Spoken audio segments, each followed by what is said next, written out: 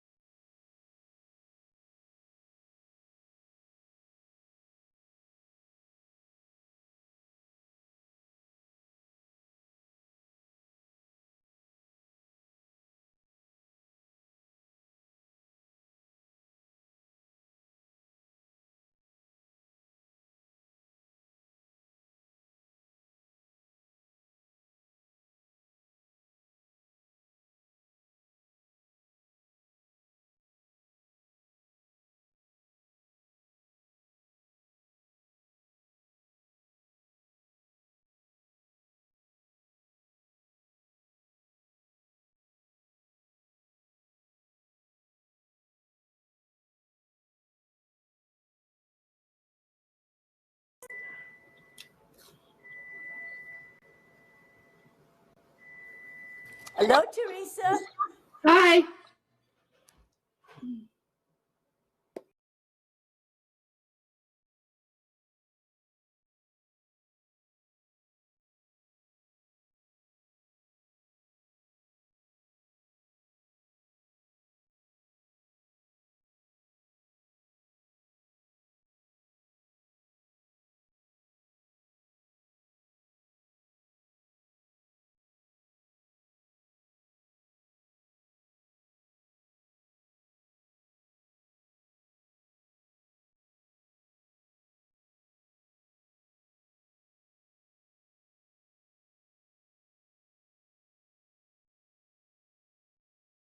Is anyone else checked in? We've seen Teresa. Anyone else?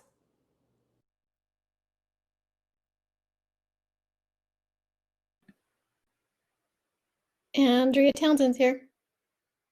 Thank you.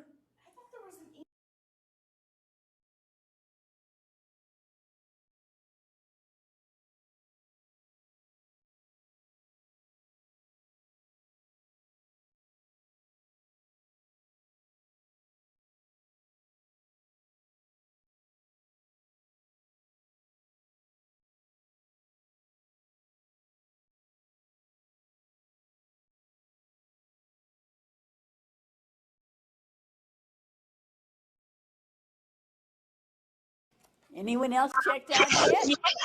There we go. Oh, there's Lori. Hi, Lori. Hi.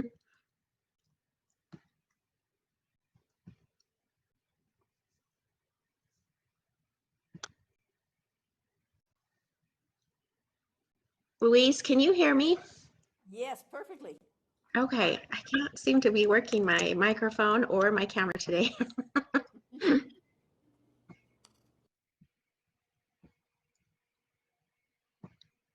Let's see.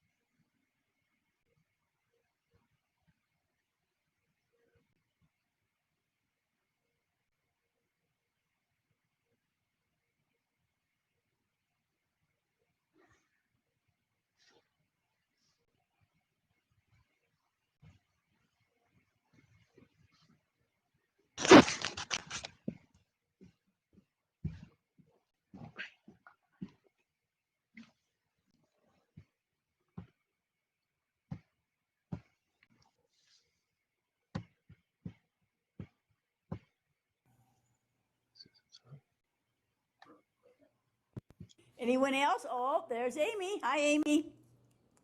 Hello.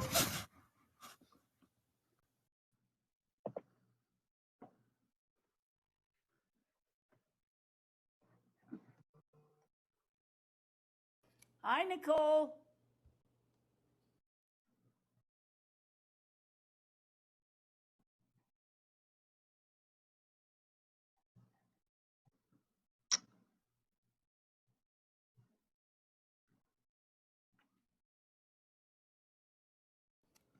Anyone else checking on? Hope no one has any trouble tonight.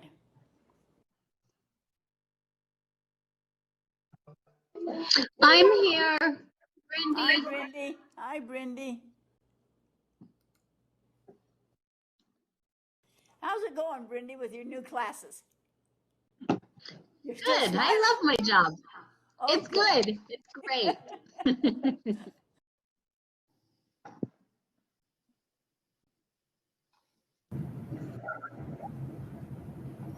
Hi, Jesse. Hello. I can hear you.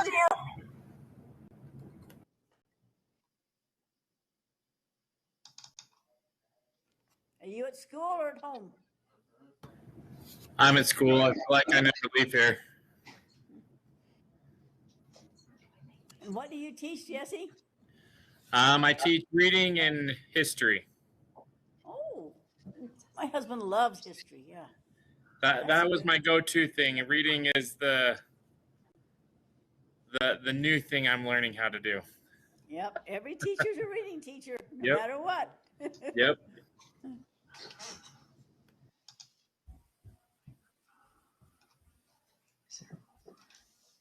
Oh, there's Tammy. No, Tony. There's Tony. There's Tony. I can see Tony. I guess they know you.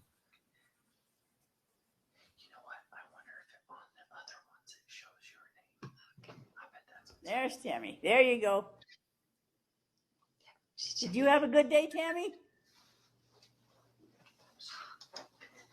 Can you hear us? Not yet? just I can hear you. Can you hear me? Now I can. Yes. Oh, my day was good. Good.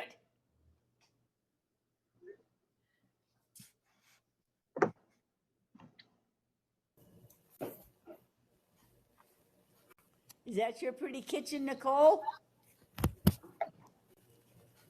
Are you at home?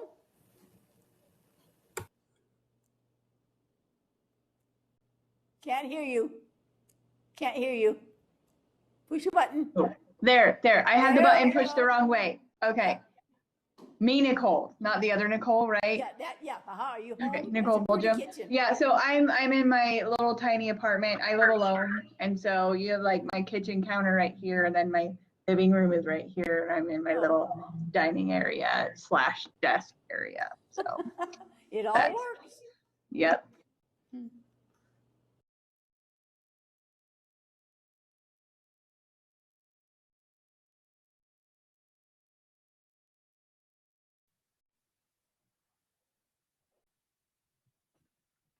Does anyone know Lindsay Bagley?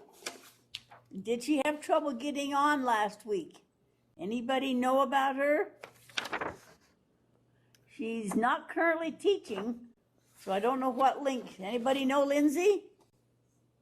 Guess not.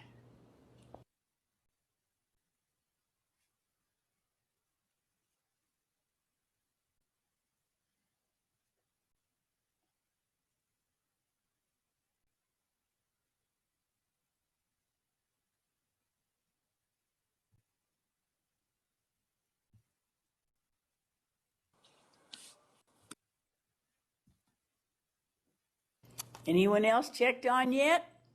Lauren, Kellyanne, Kirsten, anybody else? Ashley Hatton's here.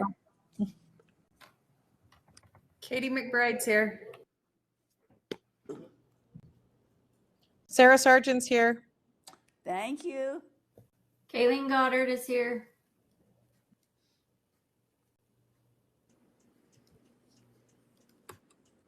Bonnie Covington is here.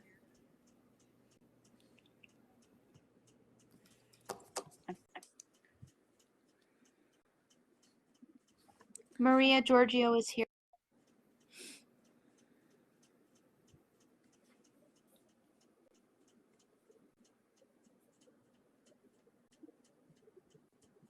And Courtney Wright. I just got here. Thank you. Yeah.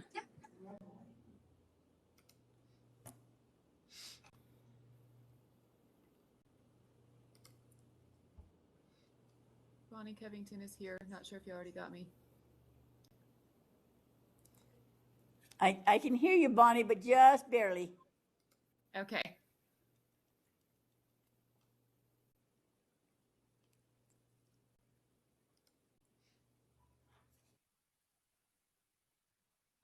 Ashley Hatton's here. Thank you, Ashley.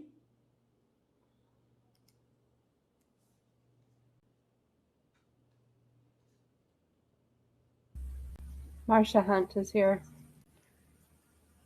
Thank you.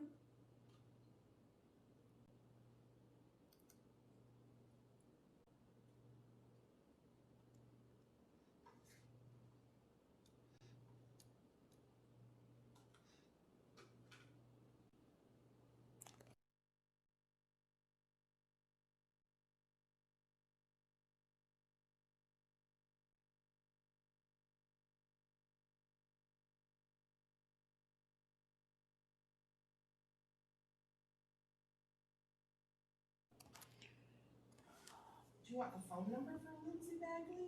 We'll see if if not, we'll call her if we can't find her, if she doesn't answer. Yeah, it says that she couldn't get on last week. Okay, we're starting at the top. Lindsay Bagley, did you make it on this week? Lindsay? Oh, there's Corinne.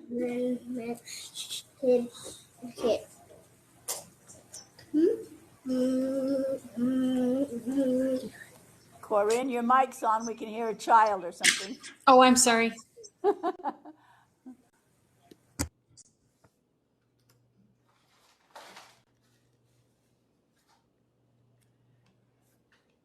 Kirsten, are you there yet? Kirsten Bolton Cook?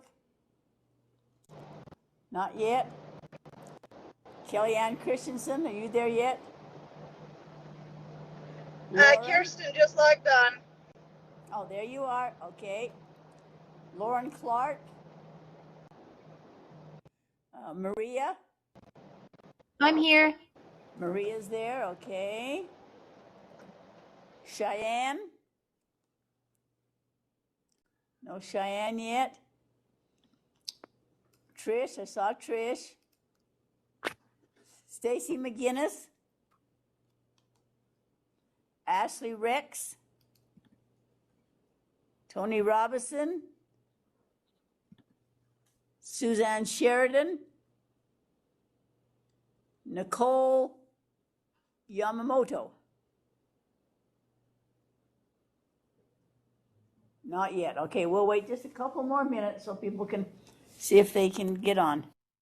Stacy McGinnis said to tell you she just got done with her team meeting, so she'll be on in just a minute. Okay, thank you.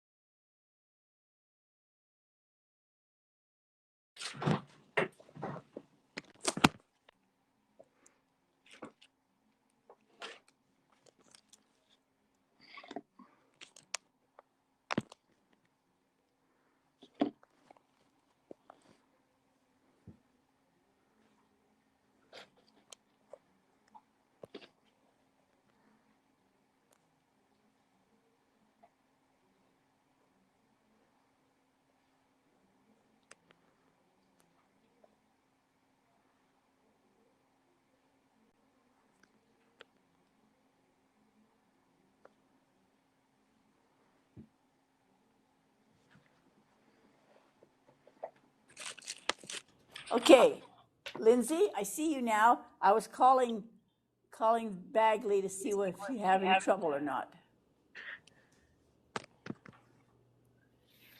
Yes, I'm here. I'm here. Thank you. Wonderful. What about Kellyanne Christensen, Lauren Clark? Tony Robinson has a meeting. She'll be coming a little bit later. When you have professional meetings that you need to go to them, the school meetings. So they're going to be recording these classes. Duke and Amy at the NU Center told me today, Stacy wanted to watch the class because Stacy had to miss last week, that UEN is not going to record them anymore. I don't know quite why, but Duke and Amy at NU Center have figured out another way to do it. So if you're having trouble getting on to try to watch the recorded classes, call the NU Center and talk to Duke Mossman or Amy Davis, the one you registered with, and she'll tell you, I think they're using the NU Center YouTube or something like that. So they are recording them. So when you have professional things to go to, parent-teacher conferences and meetings, that's where you need to be. So they are recording them. Let's see now. Cheyenne, did Cheyenne ever come? Not yet. Okay, let's see who else we're missing. Stacy McGinnis isn't there right yet. Ashley Rex. Suzanne Sheridan. I'm here. Oh, good, thank you. Courtney Wright. Yeah, she's there. I'm here. Nicole. Yeah. Yeah, Nicole, the one at the bottom. Nicole Yamamoto, I think it is. I'm here. Oh, good, thank you. Did I say it right? Yeah, you got it. Yamamoto. Thank you. All right, we'll get started, and maybe as they come later, they can, check in. I try to make my agenda very thorough and quite descriptive. A lot of the things on the agenda we don't cover every night, so that when you have time, you can read through the agenda, and anything that is of interest to you, that's what andragogy says, that you're adult learners. And if you see there's an article there about how toddlers learn and you don't care how toddlers learn, then that is of no interest to you. There has to be a reason why we do things. We don't have time to waste, do we? If I'm going too slow or too fast, a lot of you said the pace was fine last week, but please let me know if it's too slow or too fast. I don't want to lose you. Can you start to see now why this was the very first class that they hoped you would take in the reading endorsement? This is the first class of Reading 1, Level 1. And it talks about some of the old theories. And some of them are still in practice today, or parts of them you're still doing in your classrooms. There's lots of new theories out there coming, and lots of theories that are not too good and some that are very, very good. So that's why we're looking at all the different theories. Last week, we looked at multiple intelligences with Howard Gardner.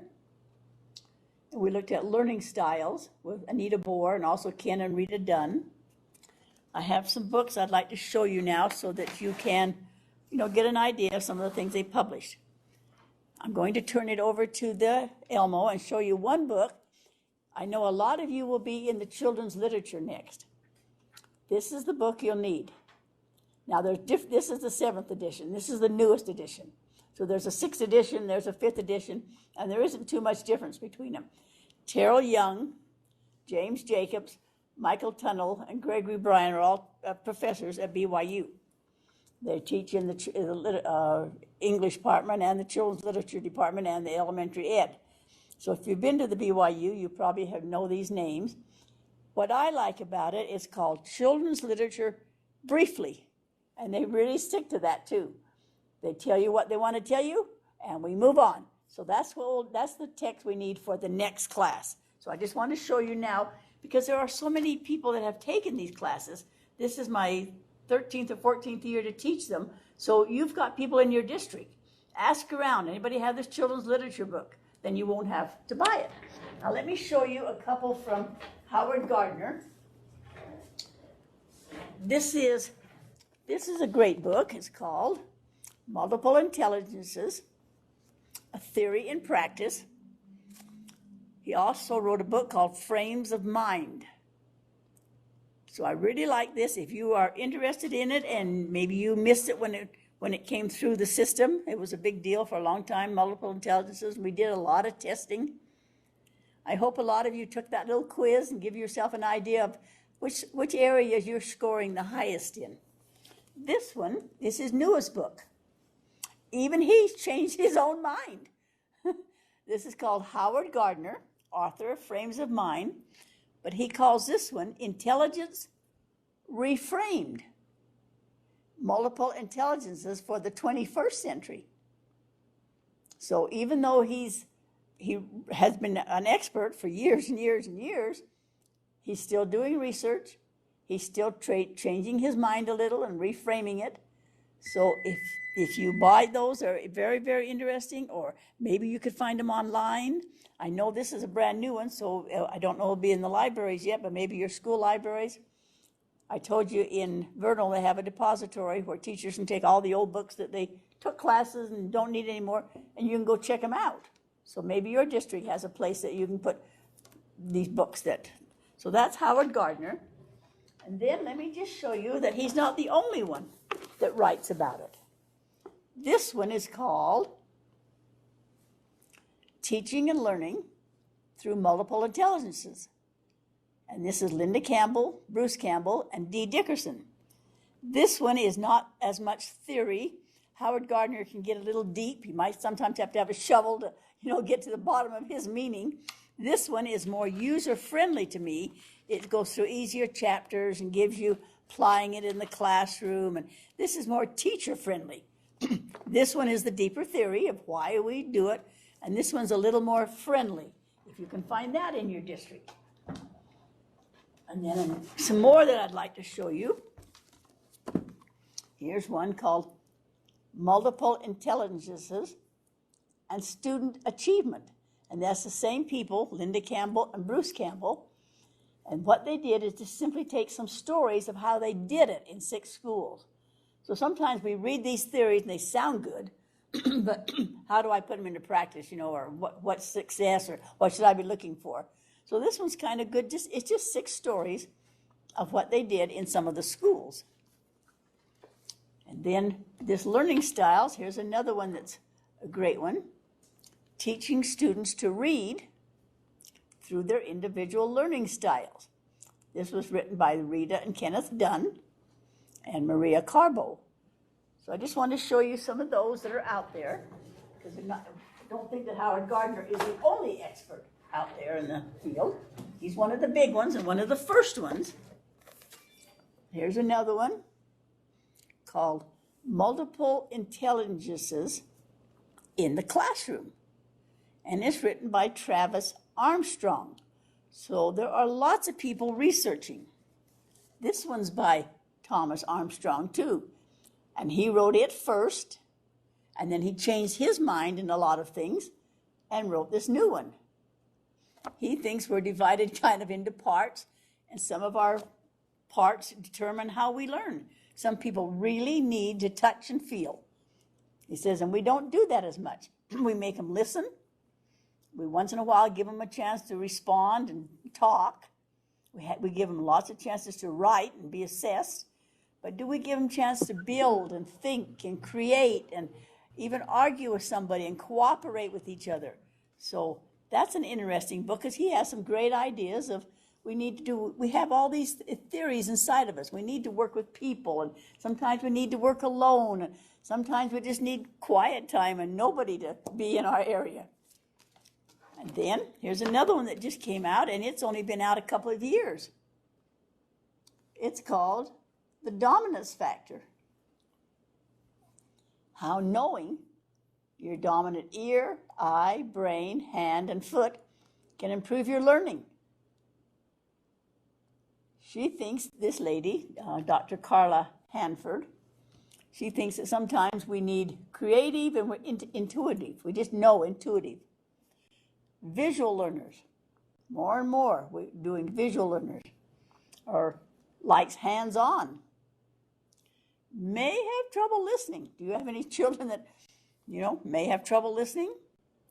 Hesitates under stress. So she looks at things in a different way. She thinks we have a dominant thing, that some people learn better through their eyes and some through their ears. Brain research is a big area right now. And some people need to be hand and foot, right in the middle of messing them up, building the car, not just learning how a car runs from a book, but rebuilding a car, taking a car apart. This is what we did with our boy. He was real smart in reading and all these things, but he forgot to put oil in the car. A car takes gas. He realized that, but he didn't know how to put oil and things in it. So we bought him a truck, took it apart, and he rebuilt that thing. And then when he got through, he understood how the truck worked too. So sometimes we need unusual activities. So these are just some books I brought to share with you that, you may find in your district, and they are some good ideas. I really like this one here because it's more teacher-friendly, more not a textbook, but more how to do a discussion, how to do things. So I really like that one because it's easier to pick up, not so much study. But yet to really know things, you want to really get into it and down deep. What did he really say, and what did he mean by all these words that we hear Howard Gardner say? So that's just some ideas of some things I wanted to show you. All right. Now, Hey let's go Louise, down. this is Lauren. I just wanted to let you know that I'm here. Sorry I got on a few minutes late. That's fine. I'm just going to go down the roll again because some people have had trouble getting on. Oh, I put Brindy there. Nope, there. Nope, one more. Okay, let's go up to the top now and just make sure if everybody's here that. Okay, Lindsay, Laura, Kirsten, Kellyanne Anderson, Kellyanne Christensen. I know she wrote to Amy and said that maybe this was more than she could do, and so I don't know whether she's dropping or not. Does anybody know whether Kellyanne's going to take the classes? I heard she dropped today. That's what I heard. Amy said that she just had too much on her plate. Lauren Clark, are you there yet? Yep, I'm here. Okay, wonderful. We've got Bonnie, we've got Tammy, Nicole, Maria, Galen, Brindy, Cheyenne. Did you ever come yet? Not yet. And we have Jesse and Ashley and Marcia and Trish and Amy, Teresa, Katie, Stacy McGinnis. Are you there? Not yet. Ashley Rex. She had a meeting, a science meeting that they had to go to. Teachers have to go to, and that's a good, not a good reason to miss. And then she will watch the class. And Tony had meetings at school that she could not get out of. Sarah Sargent. We have Sarah. We have Suzanne. We have Lori. We have Andrea. We have Corinne, Courtney, and Nicole. Okay. Anybody else? We're okay now? Okay, let's go to the agenda, please. It's the first item on your canvas. We did the roll call. Any questions or concerns? Anything you want to share tonight before we get started? Some of you missed the very first part of last class, so you weren't quite sure what to do about assignments. We'll go over those again in a minute. Assignments, all you do after each class, at the end of each class, is post on the assignment under class 1, class 2, some things you learned or some things you questioned, what you enjoyed or would like to know more about, and then respond to each classmate. And go back and take time to read what people say. It's amazing. They put some real good ideas, and they put some sources of things that they have found. And take time to go back in the hours that you're spending outside of class. Remember, we're spending 24 hours together, face-to-face this is called, but 21 hours of homework and reading the agenda and following just doing things. And that makes your 45 hours, because in every university, a 3-credit graduate class has to have 45 hours of work. Any items anybody wants to share? Okay, we'll go over the assignments, and then remember the final project is this big article. The first R, it's called. SUU really likes this article. They believe that this assignment is very timely as it reviews the teaching field and your own teaching and how elements compare and contrast. So at any time you can start reading it. I've got it posted on the canvas here. And then there are questions at the end. And some will pertain to you and some won't. Just say, I know nothing about this area, or I know a lot about this area. So they're just curious. They want you to be aware of how education has changed. Now remember, for many class members, this is a review. It was originally scheduled to be the very first class to be taken. And it was usually with teachers that had just been hired or just graduating. And sometimes, Laura and I were just talking, sometimes in your college classes, you hear all this, and you hear about these theories, but it doesn't quite stick as much because you're not doing anything with it yet. It's not practical, you don't understand it yet. They sound good like good theories, or they sound like good strategies, but until you get your own assignment in your own class and you're doing your own thing, they have more meaning. So that was supposed to be this first class.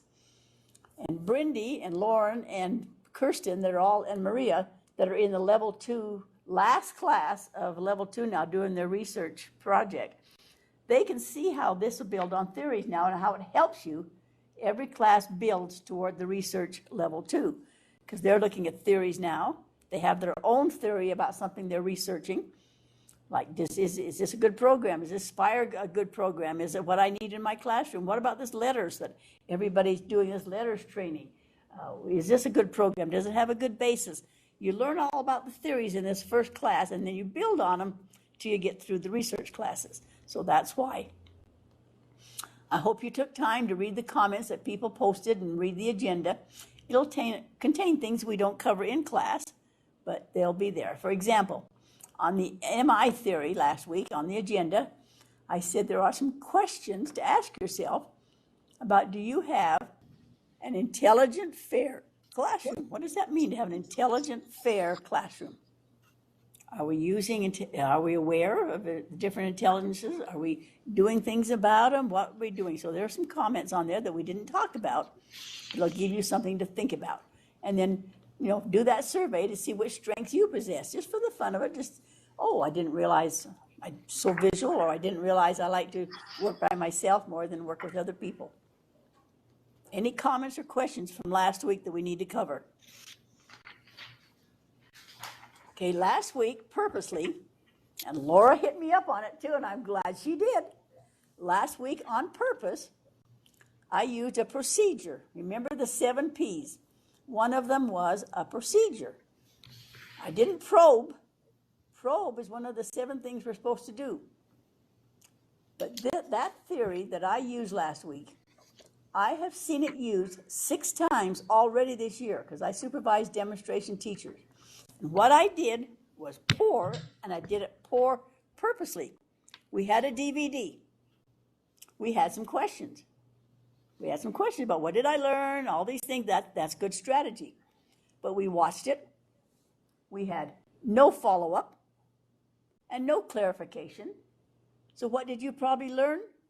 Probably nothing. Some of you enjoyed it, and some of you learned some things, but as a class, that was a terrible strategy, and that was what I was trying to show you. And this is what my demonstration teachers are doing. They find this wonderful video or this YouTube thing or this video, and they show it. But then they don't do anything about it. And we didn't do anything about that class. Do you remember what we did last week? Do you remember anything about it? Okay, let's see. I'm going to give you a quiz. Let's see. This is a worksheet called Details. Let me move all these books out of the way. Put them over there. Okay, I'm going to call on Jessie. Jessie, tell me one detail you learned from that movie last week, that DVD.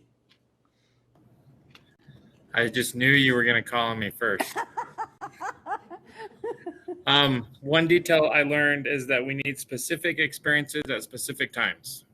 Wow, you did learn something. So give yourself an A. You are amazing. Okay, Kirsten, who did what? What do you remember about that DVD when they said some people should be doing what? I was sitting there crossing my fingers trying to find my notes from that video. Laura, we'll call on you. What was it about last week? Who was doing what? Sorry, Laura. What did they do? I got that it's important to teach kids young. Okay, she learned it was important to teach kids young. She did that. Start early. Yep. Good. Oh, Yep. I do have something that triggered the intervention and the programs that they're putting together to start them early. And then I actually remember my question. Okay. What was your question? My question that I came up with was, I know we have the program that you talked about, and then we have the Head Start programs, but I'm wondering how in rural areas, how it differs from some of the larger cities. How do the programs? The Upstart, that Yep. Upstart program, yeah. It's hard to get on. You have to get on really early because they have a limited number, and it is free, but a lot of people don't know about it, and a lot of people just don't sign up in time or not. Can I make a comment, Louise? Yes, go right ahead. I last week when everybody was talking about Upstart and we watched the video, I thought, well, all three of my kids, I have 4 boys and 3 of them have done Upstart. And I thought, well, I'm not going to sign my baby up for it. It'll be hard. It'll be too hard for him. And so, but I called today and they still have spots. So actually, I don't think they do fill up very fast because it takes a really big commitment. And I think a lot of people are finding out that commitment is too much for them. So there are still spots right now, and they started last week. Oh, wow. I had a meeting today with the Native American tribe over here. We're talking about early childhood, and they do a Head Start program. And they're filled up right now, too. So we were trying to teach them about Upstart and found out that of the 30 ladies that were there, only 4 of them had computers. So, and it's on a computer program. And they'll give you a computer Upstart. Yeah. They like That's what I rent told you them. one. They were just amazed. Yeah. Okay, why did we watch that last week? Anybody know why? Teresa, why did we watch that? What did that have to do with what we were talking about? Teresa? Well, I know that it showed the importance of early childhood education and early interventions. Okay. So I think it's like all those interventions prepare them to learn how to read and get them ready, their reading readiness skills. Okay. Okay, and then if we went to the main idea, what would be the main idea? Amy, what would you think the whole main idea of that DVD was last week? The importance of interventions. Good save. Good save. Yes, Somebody the already importance said that. of Good save. parents understanding it, teachers understanding it. Was it anything about, here's a cued retail? Remember we talked about cued retail. Could it be anything about finances? Did you hear anything about finances? I don't remember that part. There's been a lot that's happened between now and then. They talked about how we needed funding, lots of funding, and every area needed funding. But if you do something as simple as that when you watch the movie, or something as simple as this. What did I learn? Who talked? What did they do? Where do they want to do it? When and why? So if I watch a movie, you get the main idea by the 5 fingers. Who did what, where, when, why? I wanted a purpose. Like, why was it a purpose? Yeah. Laura wanted a purpose. What was I watching this silly video for? Yeah, true. Or there's other strategies. If I can get the page to turn, you can do pages like what a network tree. What was the main idea and what were some sub ideas? You've all seen the Venn diagram. You know what was this and what was that. That's what you're going to do with a top down, bottom up, interactive. That's what one of your assignments is, to make a Venn diagram. Or if you're not a visual person and want to write about it, that's fine too. But you're going to learn about the top down, the bottom up, and interactive. Or you can do 3 circles and get really complicated. There are lots of graphic organizers that you can use to get the main idea after the students see it. Sequential, what happened first, what happened second, what happened third. Or boxes, or a continuous scale, or a fishbone.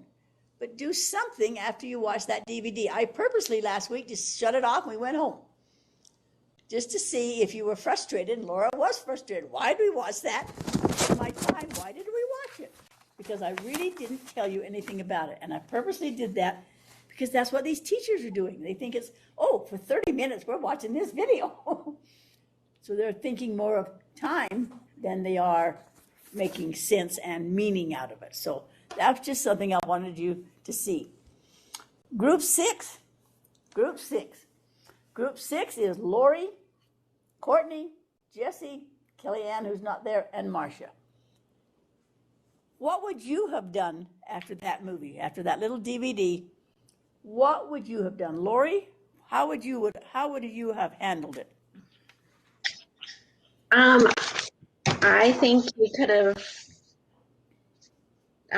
maybe just asked us about the principal, teaching or learning principle is the lesson trying to teach us? You know, we could have asked questions and questioning.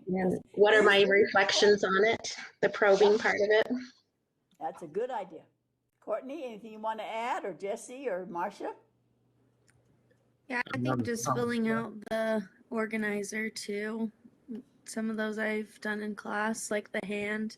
So cool to see. I mean, maybe not in this class, but it's good for it's simple. keeping in mind. They're simple things, but they're important, aren't they? A follow-up, a reason to watch that DVD. We need a purpose in what we do. Jesse, did I hear you speaking up? Yeah, I was just thinking of kind of some going off the 7 Ps and participation.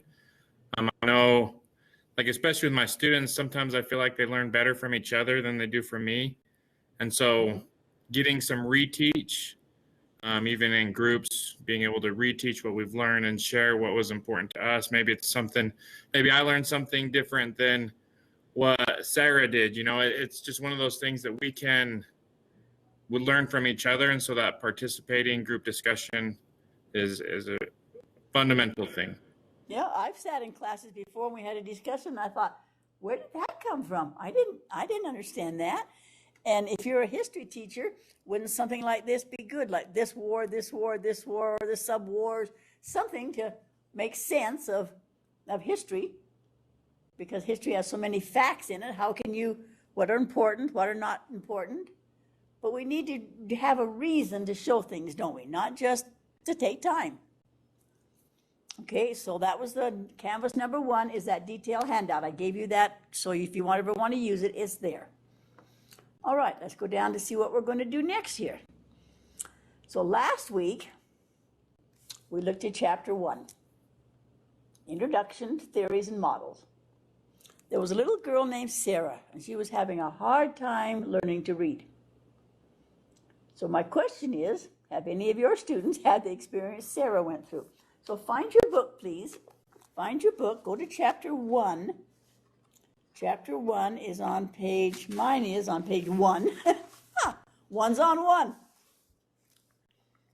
There's a little story here. It says, Sarah, quiet, pretty 8-year-old, squirms uncomfortably in her chair, aware that all eyes are upon her. She stares at the words on the page, unable to utter a sound. At first, her classmates are courteous as a way for her to respond. But then they grow impatient as the silence persists. The students themselves begin to squirm as they exchange knowing glances with each other. Here we go again, waiting for Sarah to read.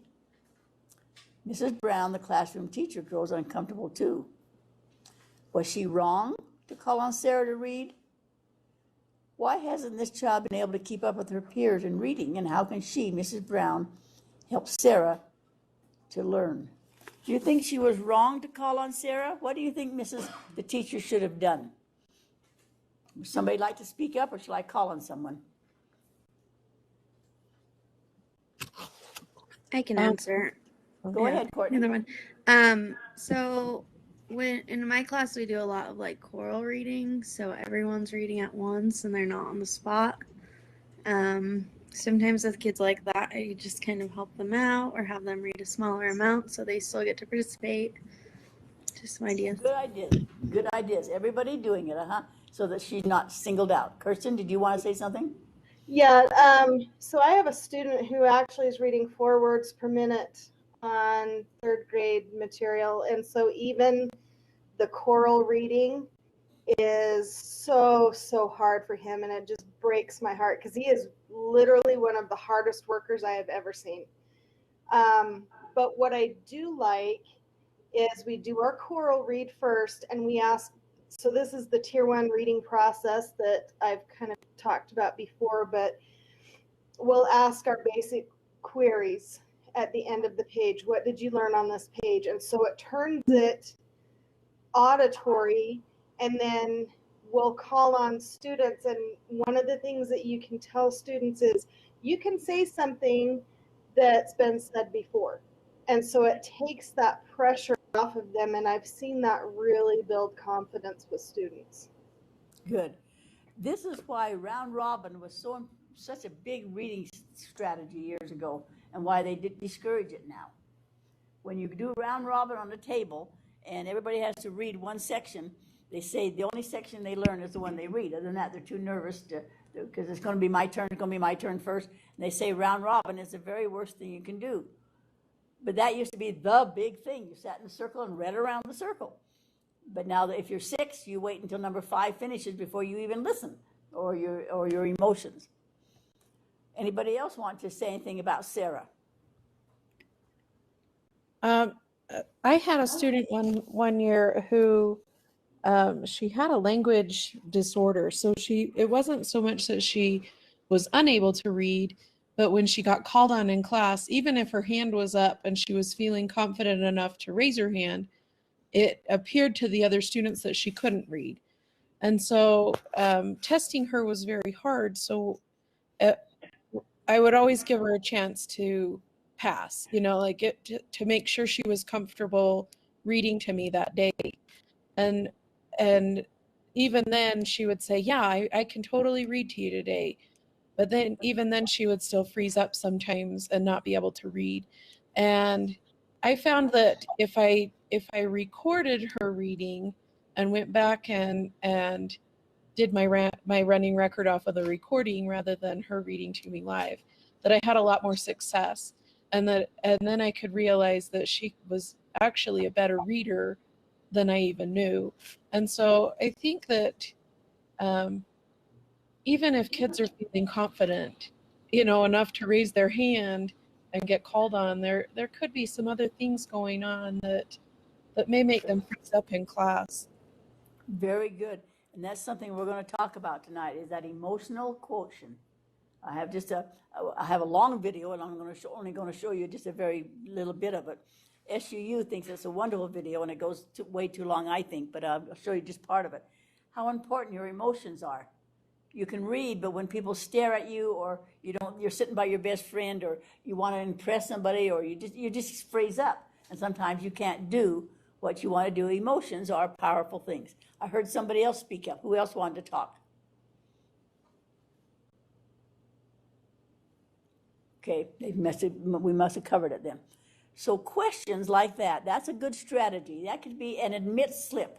That kind of brings you back what we did last week.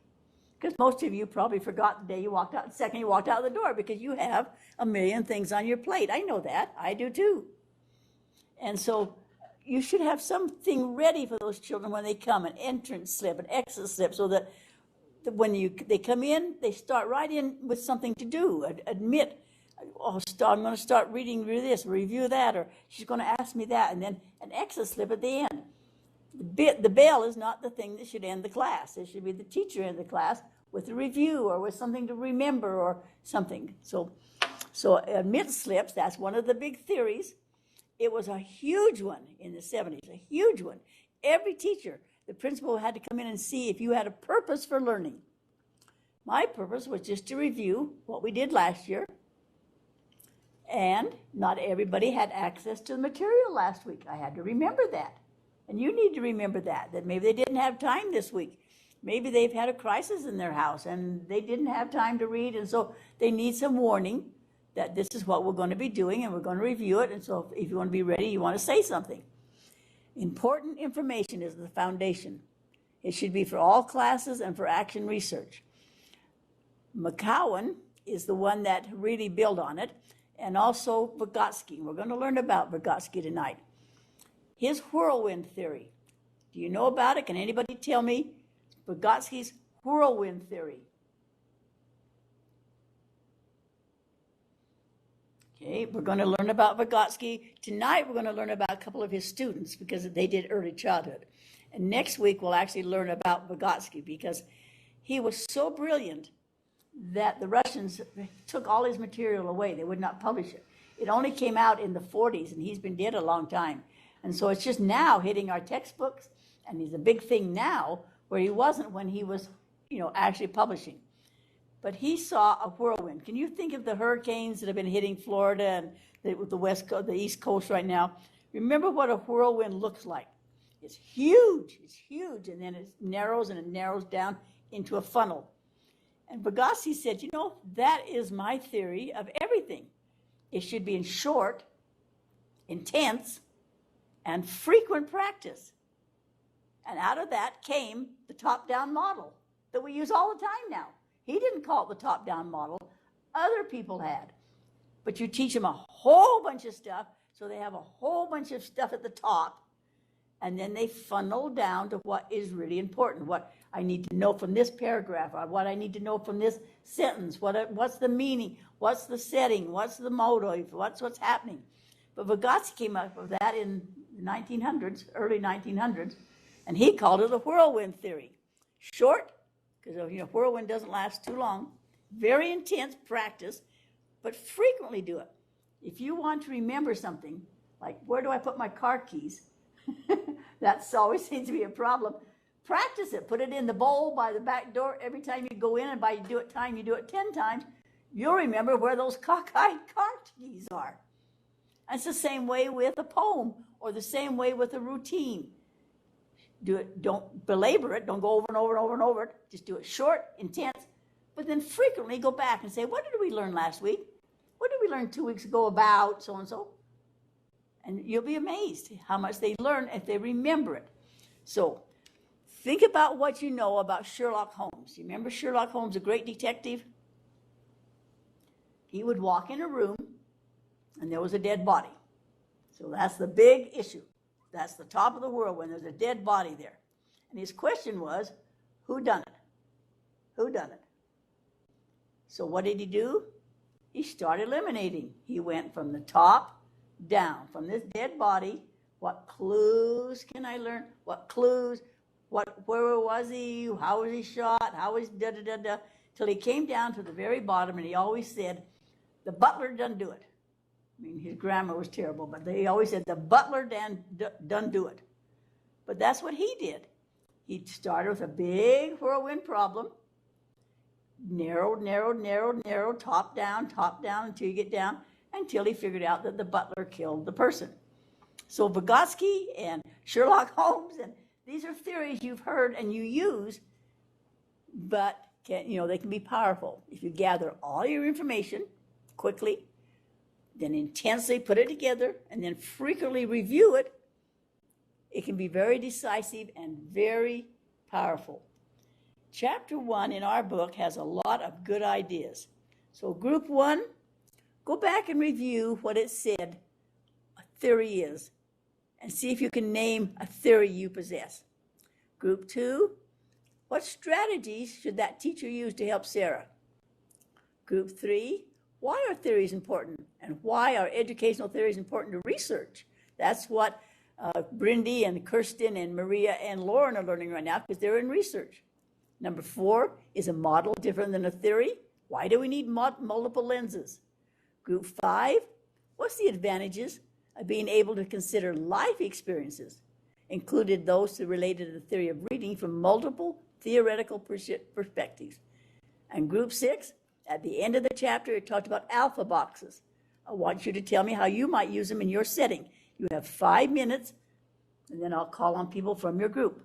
And any questions what we're doing for 5 minutes? We're reviewing chapter 1 and 2 from last week, which I thought was important. So I'm just demonstrating what I'm trying to teach you to do in your classroom. So I'll see you in 5 minutes.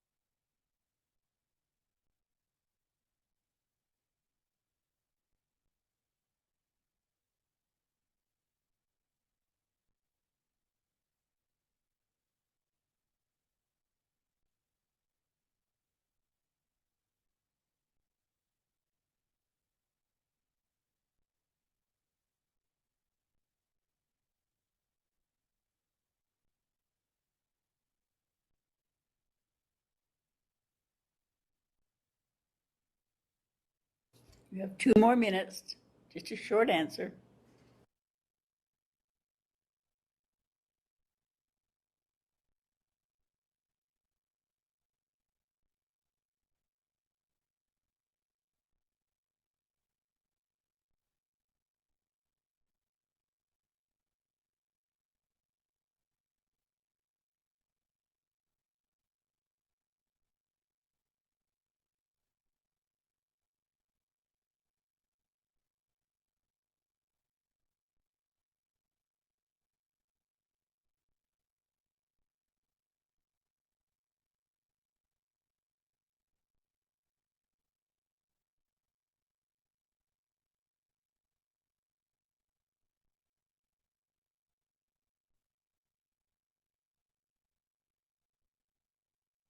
You have 1 more minute.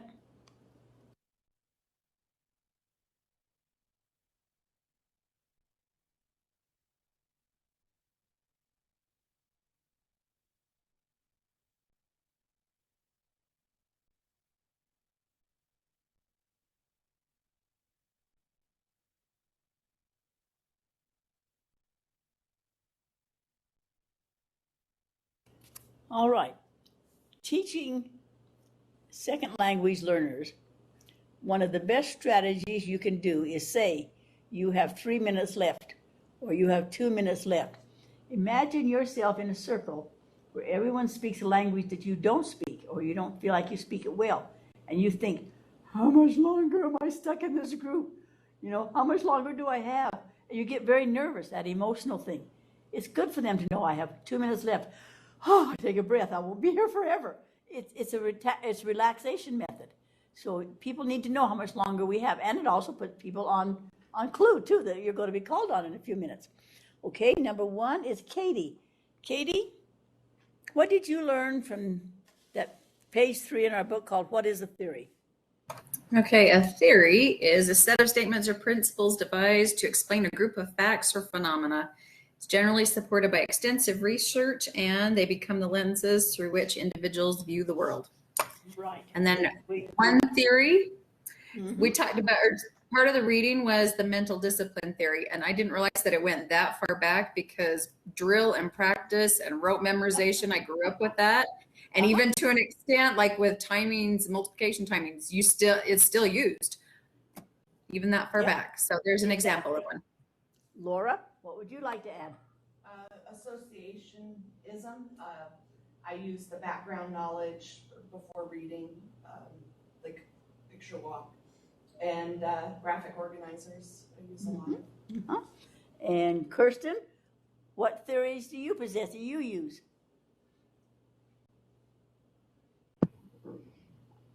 I was going to say the multiplication. I just kind of started laughing because drill and kill, rote, memorization. And we're all of 3rd grade. We're sitting here banging our heads on the wall. Please, please. Yes. Lindsay, what theory do you kind of use in your rooms? Of these early theories? Yep. Okay. Yeah, I think likewise, I'm also a 3rd grade teacher, and there's a lot of singing songs and lots of things like that to try and get those facts into their heads, like they say. Good. And Bonnie, what theory do you possess that you use? I find that I kind of do part of the mental discipline and the behaviorist, where I believe we do operate off what we kind of come in with, our innate knowledge and understanding and background knowledge, but then we're also responding to stimuli around us. So things like those drills and practice, but then also, you know, I think we probably all use a lot of those reinforcements of things that go on, and, you know, wow, you did a great job and I really liked this, and using that reinforcement. And we need to be specific too, not just a great job, but a great job you did, you know, da-da-da. So they know what was a great job. Yeah. So they have specific feedback of good job to know those facts. Okay. Group number 2, let's go with Maria first. What strategies did the teacher use to help Sarah? So the only thing that I could find was on page 5 of chapter 1 where it says that the teacher needs to first theorize what Sarah needs help with. So if it's auditory, then or visual processing deficits, it would create different educational interventions for Sarah than it would for a teacher who theorized that her reading is centered in the concept of motivation. So it just depends on how the teacher wants to approach it and what the teacher thinks Sarah needs. Good. And Brindy, what did you learn from that, Sarah? I do not have the book yet. It's coming on Friday. Okay. But Well, then, some strategies go ahead. I would do is like teaching. Can you hear me? Teaching like how to decode words, how to use context clues to understand the words they don't understand. That's what I would do with them. So, Andy, anything you want to add? Andrea? I'm in the same boat. I don't have my text yet. It's coming. But I did the same kind of thing. Just wrote down some notes on things that I would do. So I would definitely do interventions on her level in a different setting. Do some choral reading, previewing the readings, do multiple reads, build background knowledge, and do like partner reading. Good, thank you. Stacy, would you like to add anything? I thought the same thing as the first gal. I think her name was Maria. That when I read it, I only saw that section that discussed the theories, but my instant automatic reaction as a teacher was, oh, I want to do a core phonics survey on that kid and find out exactly where the holes are. But that's not in the book. So that's what I would want to do. The sentence I liked on page 5 is, thus, the link between theory and behavior is the central reason that knowledge of theories is essential for classroom instruction. If you don't know these theories, you can't use them. I agree. And behavior really comes in through there. Okay, group number 3, why are theories important? And why are educational things worth research? Let's start with Nicole F., please. I knew you were going to start with me. So I highlighted a section that says the link between theory and behavior is the central reason that knowledge of theories is essential for optimal classroom instruction. So if you know the theory and you understand that link between the theory and the behavior, you'll be able to figure out what are the best interventions for that situation. And you'll also increase like the teaching skills that you have if you understand the theories and you understand how to help the students. Thank you. Exactly right. Cheyenne, Ashley, Trish, or Kaylin, would any of you like to add to that? I can add just what it go talks ahead. about theories and the importance of research. It talked about how educational theories can drive like the hypotheses that we come up with, as well as the variables, and then we can use those to determine, if those theories are valid or not, which will then inform our teaching practice. Good. Just like drill and kill or drill and skill, now drill and kill. We learn from it. We learn that we can go overboard sometimes too. Exactly. Group number 4 is a model different a theory and why we need multiple lenses. Teresa, Amy, Nicole, and Tony R. Tony's not there. So Teresa, Amy, or Nicole, who would like to speak up? I guess I will. This is Teresa. So it said that there's debate on whether these are interchangeable vocabulary words or if they're really different. But it said that a theory tends to be something that's abstract contemplation or insight, so more thought. And then a model tends to be a plan or procedures. Good explanation. Nicole or Teresa, you want to add anything? I'll go. Okay. Sorry about the cello. If you guys anyway, we have middle school orchestra.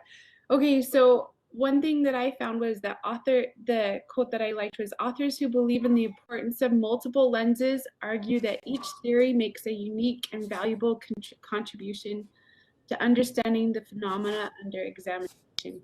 So it talks about how in the past there's been a fight to make one educational theory. Sorry, they're so loud.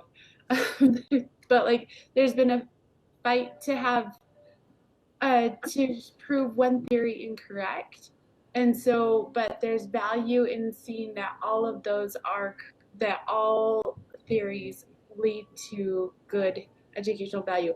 I'm really sorry, guys. That cello is awful. So just You're right, though.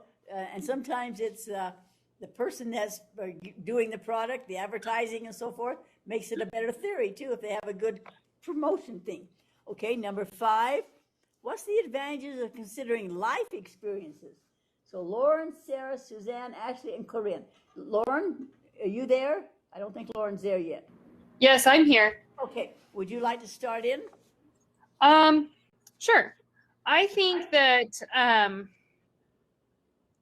I don't know, there's something about like a life experience that just makes it stick for you. Like when you have personal experience in something, or you learn from someone else's personal experience, the concepts become more real to you.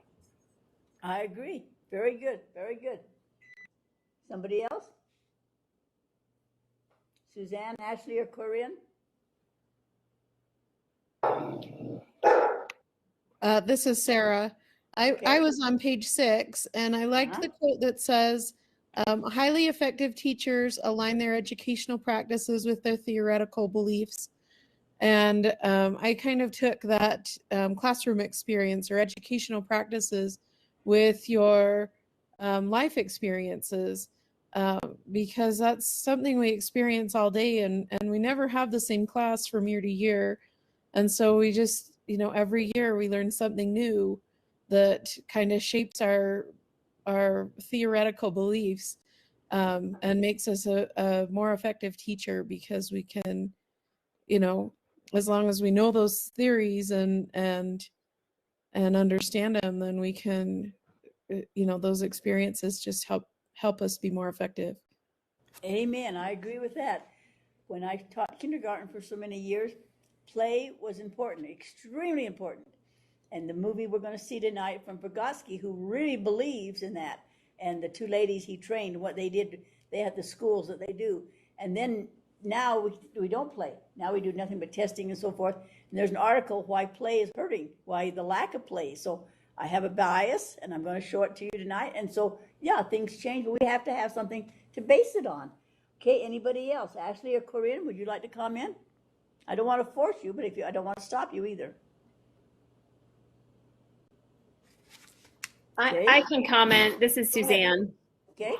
Now that my dogs aren't barking. I would agree with what was just said.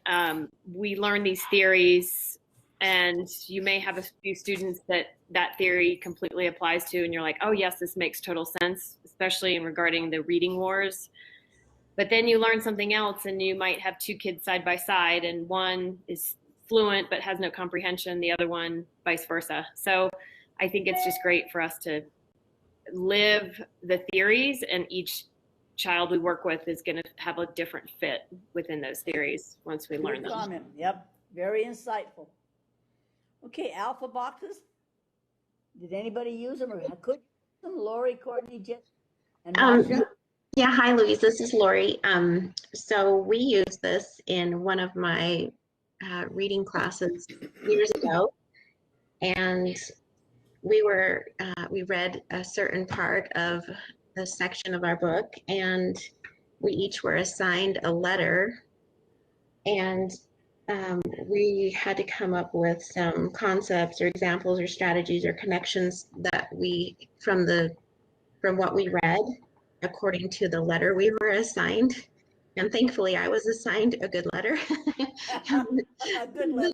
Some of the others got assigned like a Q or a W, or I guess W wasn't too bad, but like a V or a Z. And it actually made us go back, revisit the text, look at it more in depth, and it was very engaging and actually kind of fun, because some of the letters were were really tricky, and it was fun to see what they came up with, those really, especially the really tricky letters. And I mean, I guess you can use this with not only reading, but you could use this with other curriculums as well, across other subjects. Anyone else want to talk on that topic? Yeah, I'll just echo what Lori said. I just think that it provides an opportunity for deeper learning. I've never used it, but when I was reading, I was like, oh, that's a pretty good idea. We're reading in text right now. I was like, I think the students would really benefit from that. And the fact that they're deeper learning, they're deeper thinking, it just takes me back to the 4 C's of the 21st century learning, critical thinking, learning to think outside the box, do things a little bit different. And so it just provides opportunity for the students to think in a different way than they usually do. And so that's one that I may be using here within the next couple of weeks. Yeah, and they have to be shown how to think differently. They don't know that. We can't blame them. They don't know that. Yeah. Anyone else want to speak on that? Okay, let me tell you why I did that. My purpose. I, in my wisdom, determined that this chapter is the most important chapter in the book. So you do that too. I mean, you determine what's important in your classrooms and then really teach it. It would not be called really teaching if I just assigned it last week. Everybody read chapter 1. I'll bet 10% of you would, 20% of you would, So when you pick out what's really important, then do something to make it important. This McCowan says, building on and activating prior knowledge is critical in reading and in all comprehension. When we take time to help students establish a purpose for reading, prior to the beginning their content, we offer them an opportunity to read for a specific purpose. But do not expect them to set the material into long-term memory without a review of learned facts. Admit slips can be used as a beginning of class, a help to focus learning, assess their learning, independent learning, or help to determine the next step. And then that's the book he wrote right there, and it's in Reading Research Quarterly. All right, we need to take a break. We've been here for an hour. I have 35, so take a 10-minute break and move around, and then we'll go on with our agenda. Thank you, everybody, for participating.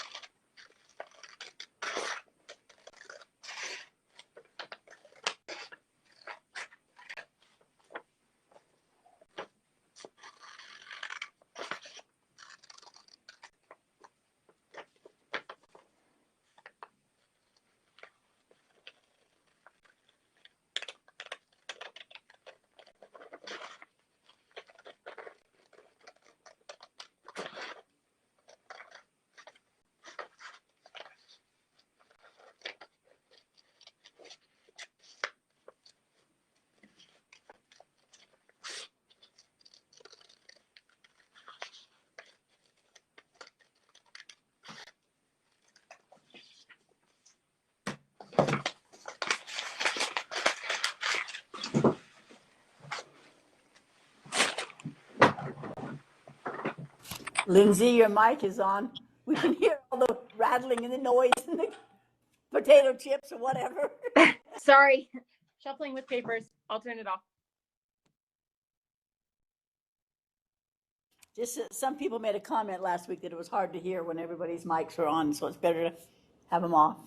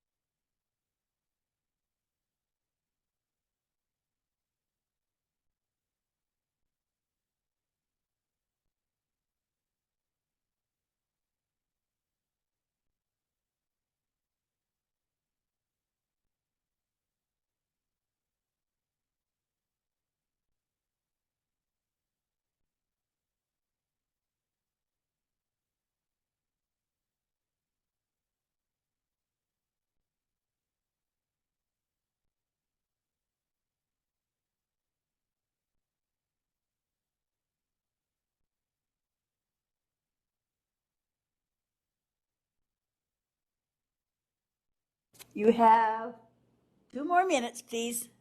Move around, have a drink, all those things.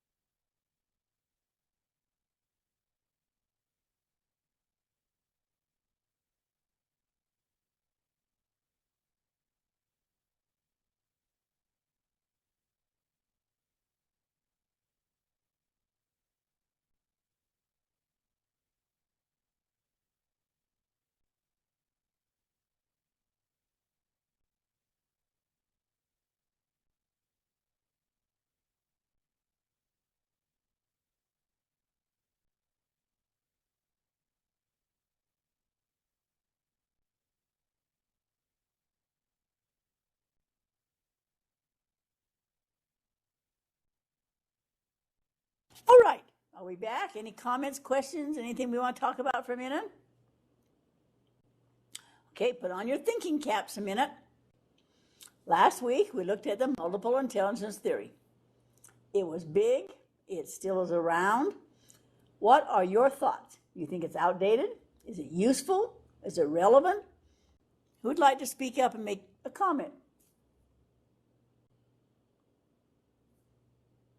I have a question about it, actually. I was wondering if he added some intelligences in that new book when he, what was it called, reframed? Yeah, he's up to 9 now. And it started with 5 and then 7, now 9. Oh, okay. He's coming up with not a religious one, but somehow where you need more than yourself. He doesn't know what to call it. He can't call it a religious one, but yet he thinks we have that built-in need for us to have a higher power or something. He's looking at all those things now. A spiritual intelligence. Yeah, he doesn't know what to call it. Yeah. Anybody else have a comment? Okay, I just want you to. I do. Go ahead, Kirsten. Go sorry. ahead. Okay, go ahead, you two. Well, it was something that I used in my classroom all the time when I was trained. I really wanted students, obviously, if we're going to teach them, we want them to remember. And so I figured that the more ways that I could get the learning into their brain, whether it was they were a kinesthetic learner or an auditory learner or a visual learner, the more that was out there and available to them, and the more I presented information in those different ways, that it was just one more way to try and how that objective home and let them learn. And did you ever feel burned out? I see a couple of people made a comment that as a new teacher, they were overwhelmed. They couldn't do all that. What do you think? Well, I think teaching's overwhelming to begin with. I think you've got your unicycle and your flaming batons and so many other things going. And reading about these theories, I didn't realize how many theories that I actually used and employed without really realizing I was using them. There's a lot going on, and there's a lot you try and do, and you do anything to try and get your children to learn. Right. Kirsten, did you have a comment? It's really along the same lines. It's especially coming from special ed background. I had such a variety. I was the K-5 special ed teacher, and so it was just like trying to get puzzle pieces to fit together. And I could have 3 students in front of me that were 3 years behind, and it really felt like I was needing to stand on my head. And the multiple intelligences really helped me to take that same lesson and take these 3 to 5 students and say, okay, this is your strength, so I'm going to teach to that.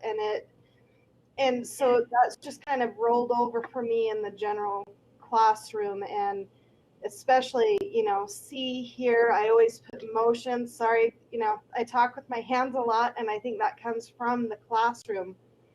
And we do gross motor and fine motor to a lot of things. I have kids repeat what I say, and it really, for me, it makes a difference. And I'm constantly moving, but it's a lot.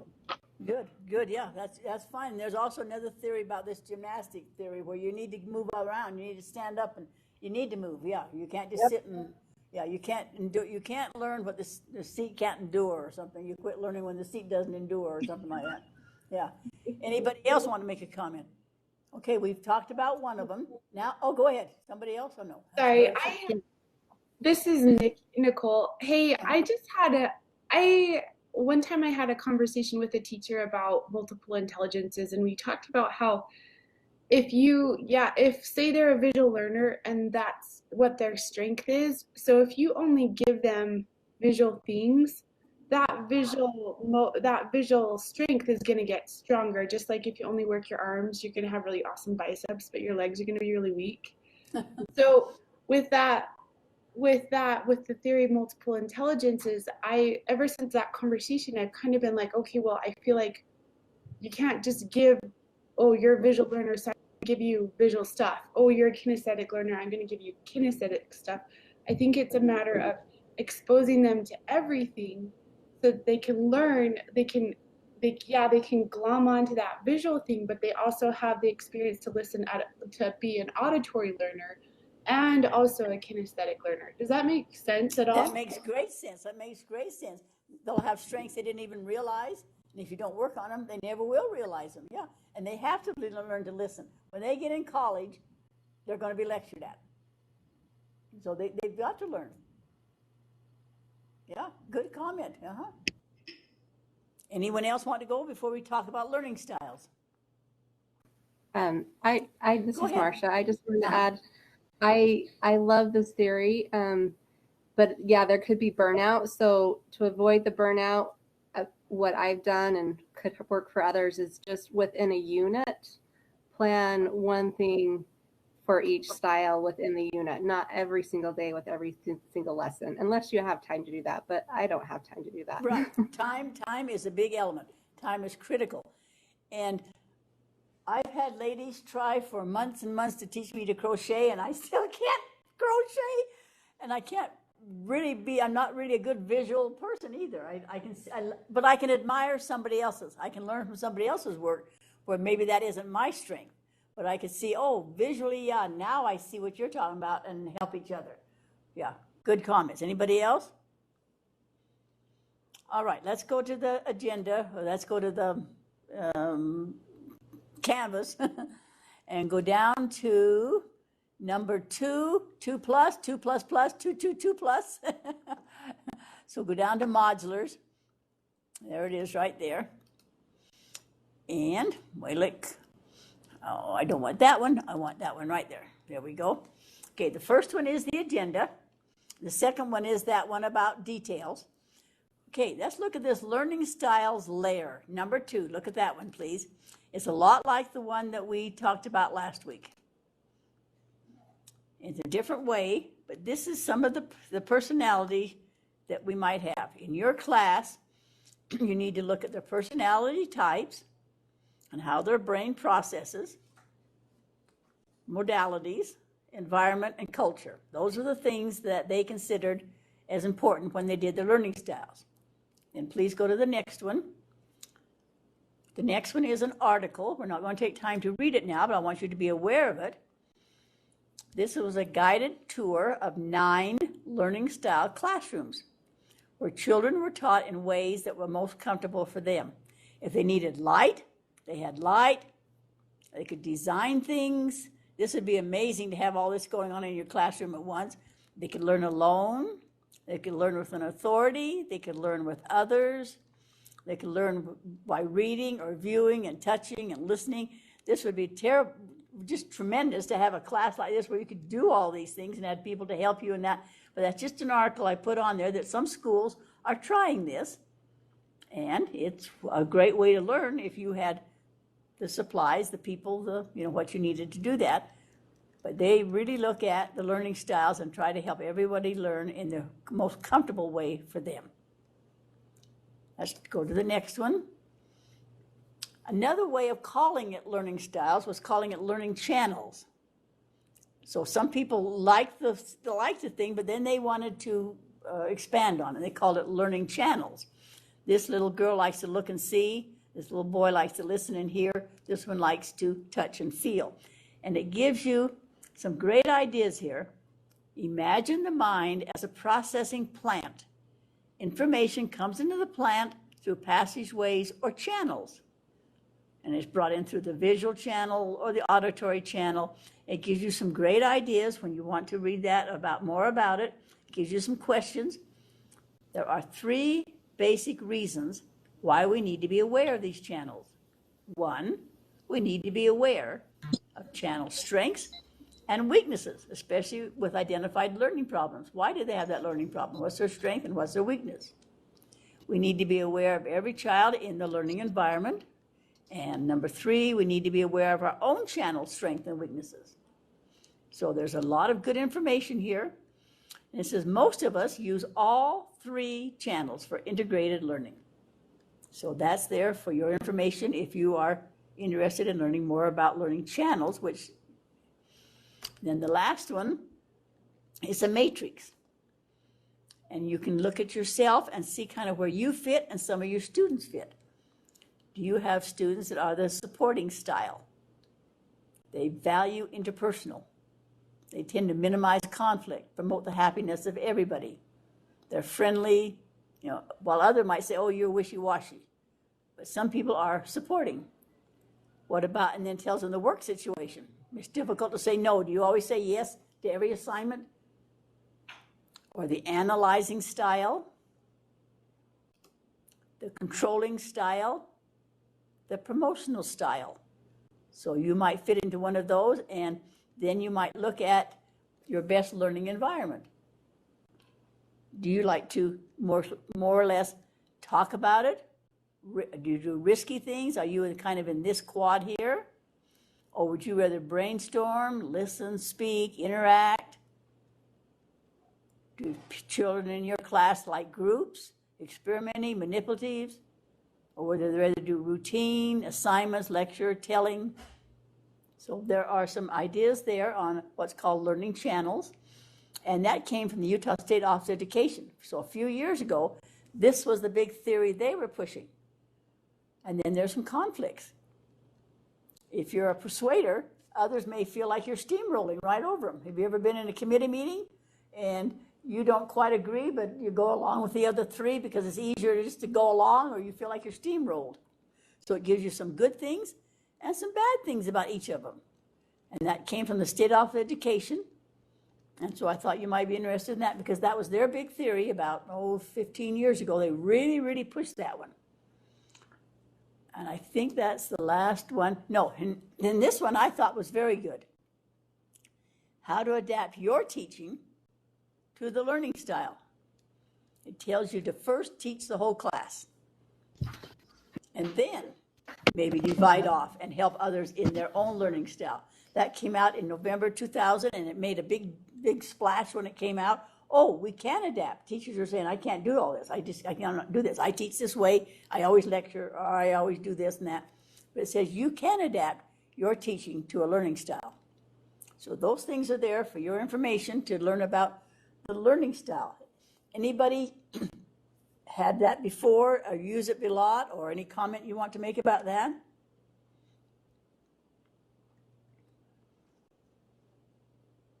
It's in our system a lot, and people are suggesting that this Mr. Ebeling suggests the ways to the likelihood that more of your students will learn by adapting your teaching to their learning style. And I don't know if that's possible because we teach in certain ways or we are stronger in certain ways and so forth. All right, let's go back to our agenda. So right here, there's one on details. Then there's the learning style layers, the look of the theory, the learning channels, the behavior matrix, adapting your teaching. And then you can also do a combination of styles, which most of you do. And the one I really like is this last one called Developing a Learning Style Classroom from A to Z.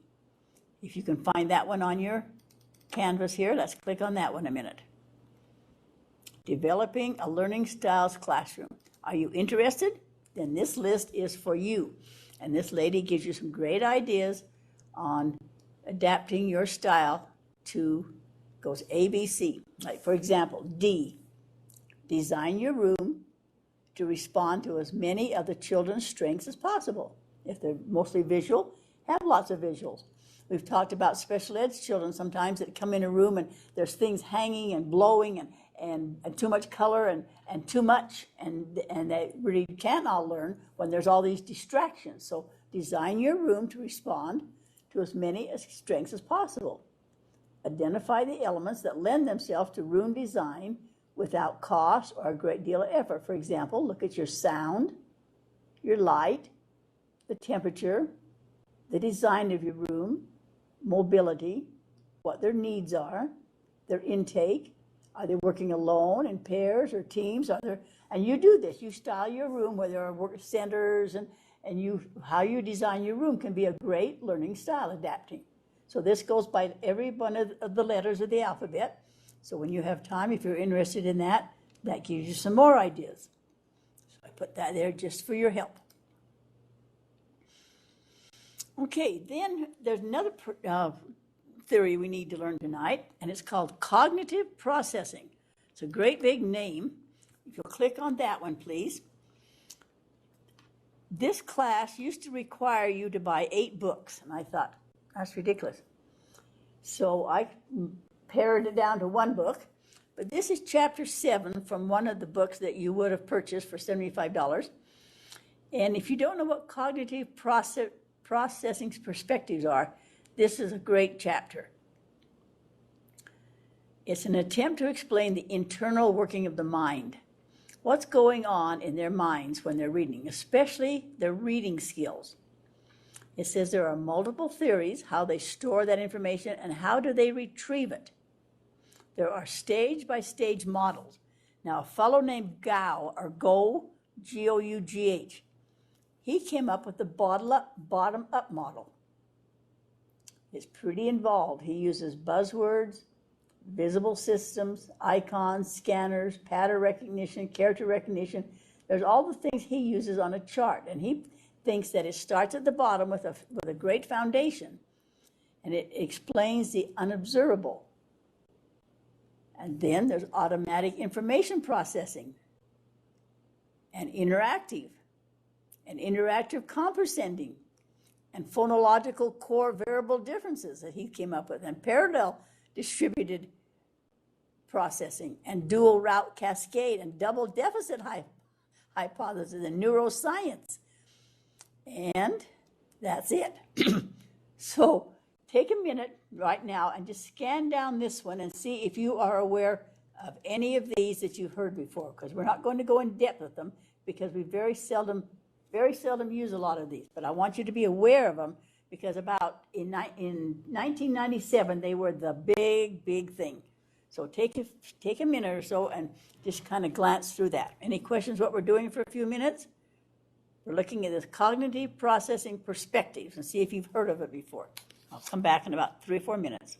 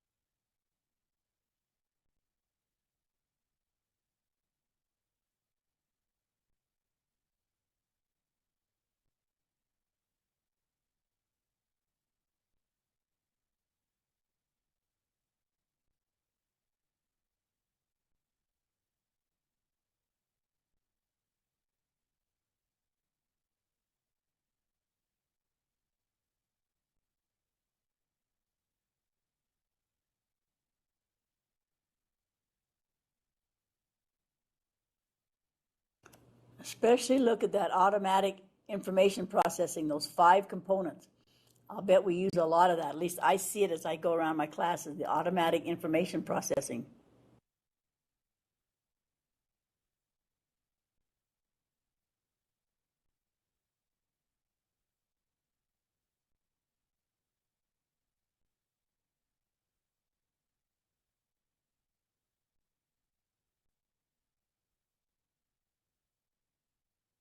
This one explains dyslexia a little bit.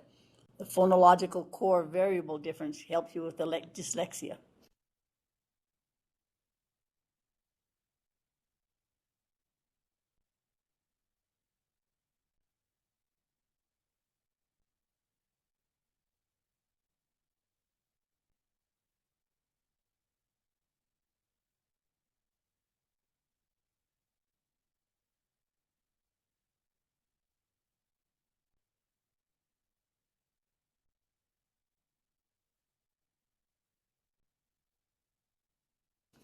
When you get through that and you're all confused, at least read the summary.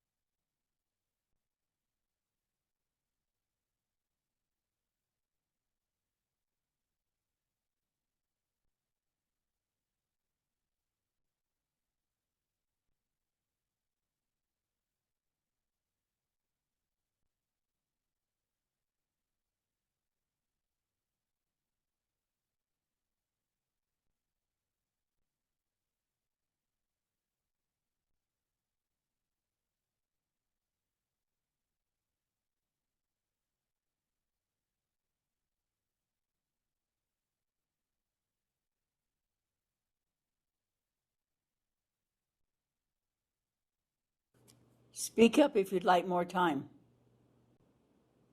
I don't want to waste your time, but I want to give you time if you need it. I really like the summary.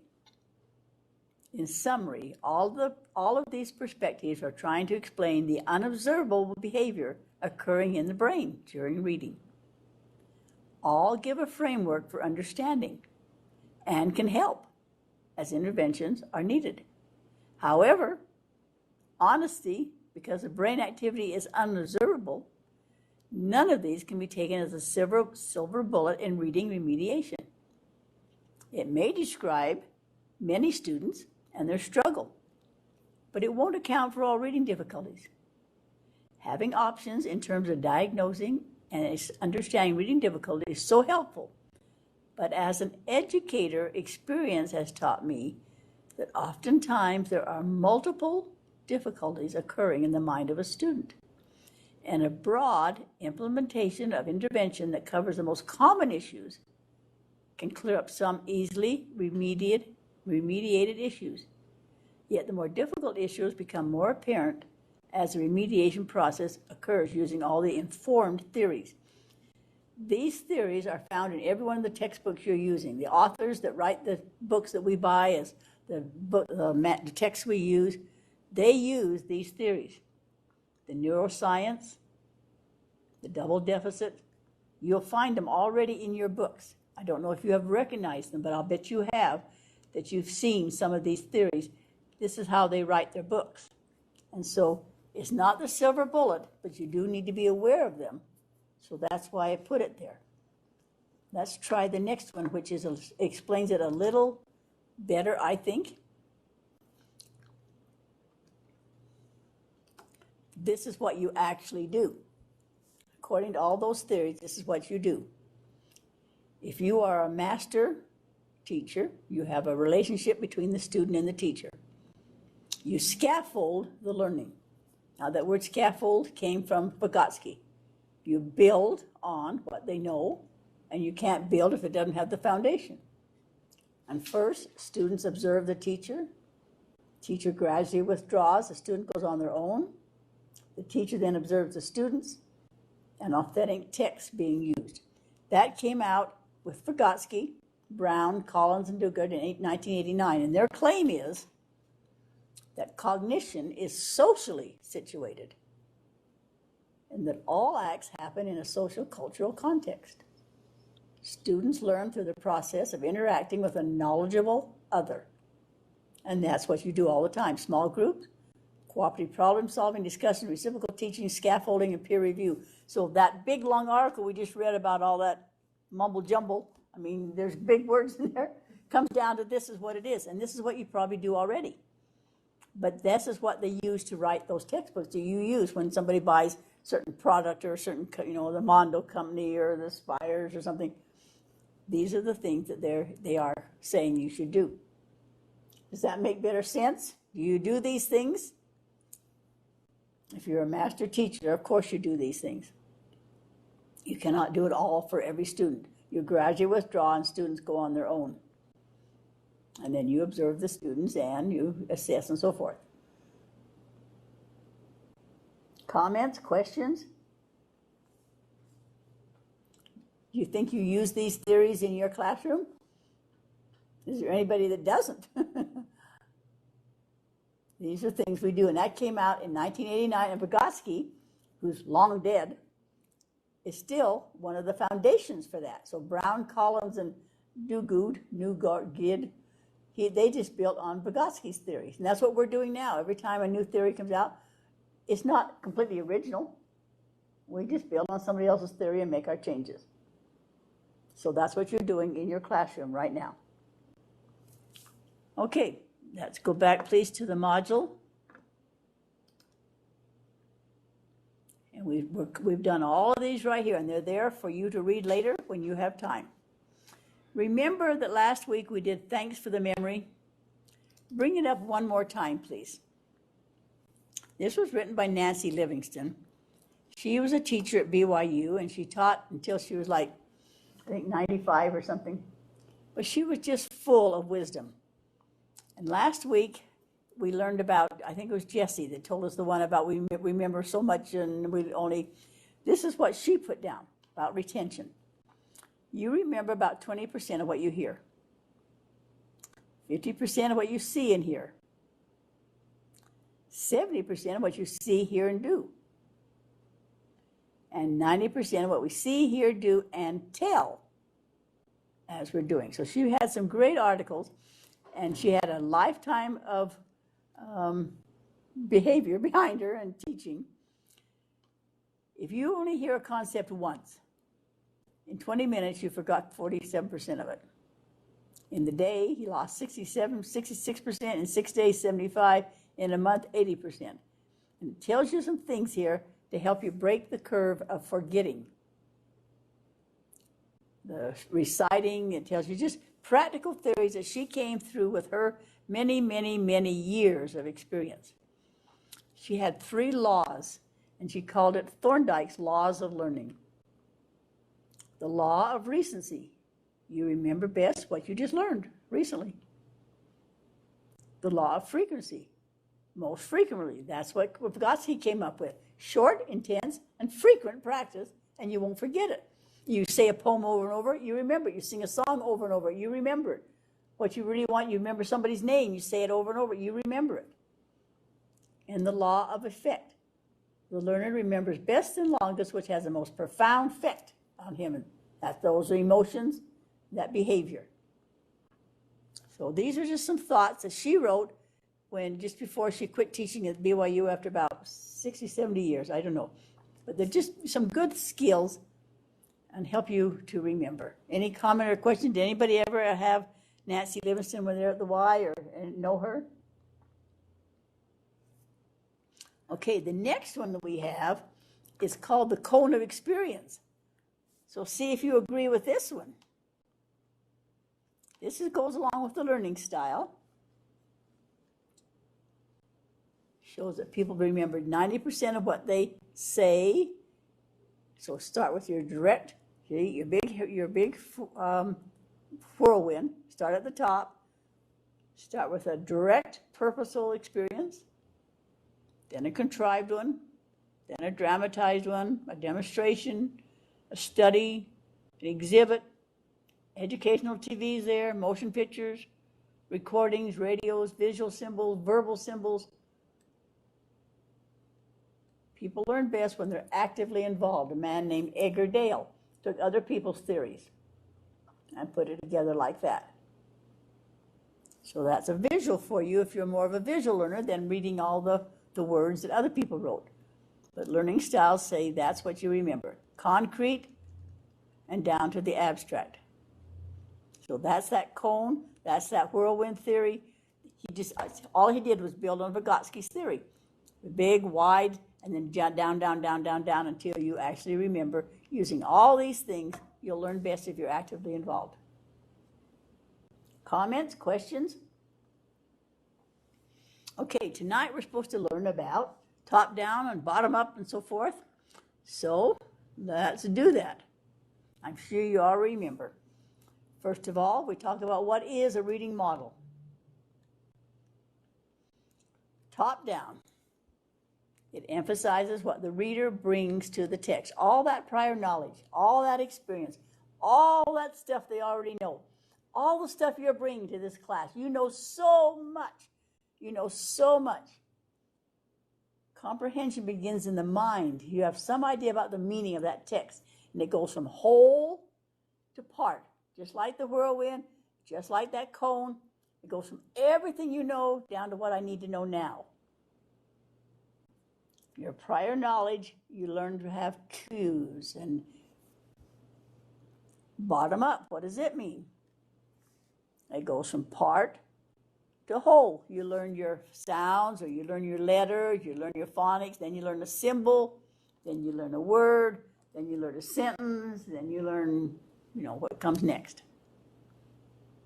Interactive is the two together, of course. Does that sound familiar? Things you already do? Yep. Try the next one. Here's the top-down model, written in big language, simple terms.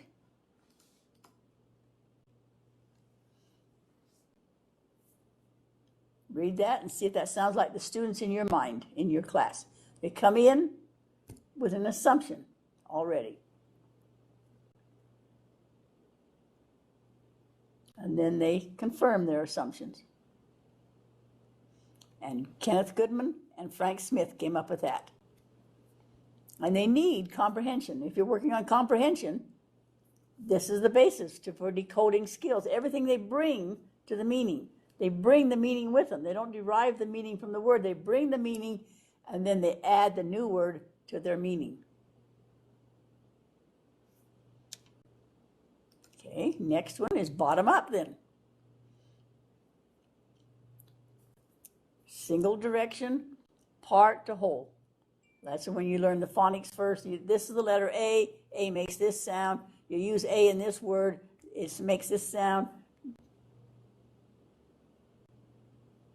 It doesn't really look at the real world or the higher order processing. It just starts with small things at the bottom. And those are the people that came up with that theory. Flesch, Go, Labarge, and Samuels. You go from part to whole. And this is some things that you could recognize. They identify the letters. They combine those features to recognize letters. They combine letters to make spelling. They recognize words. They go from sentence to paragraph and then to text.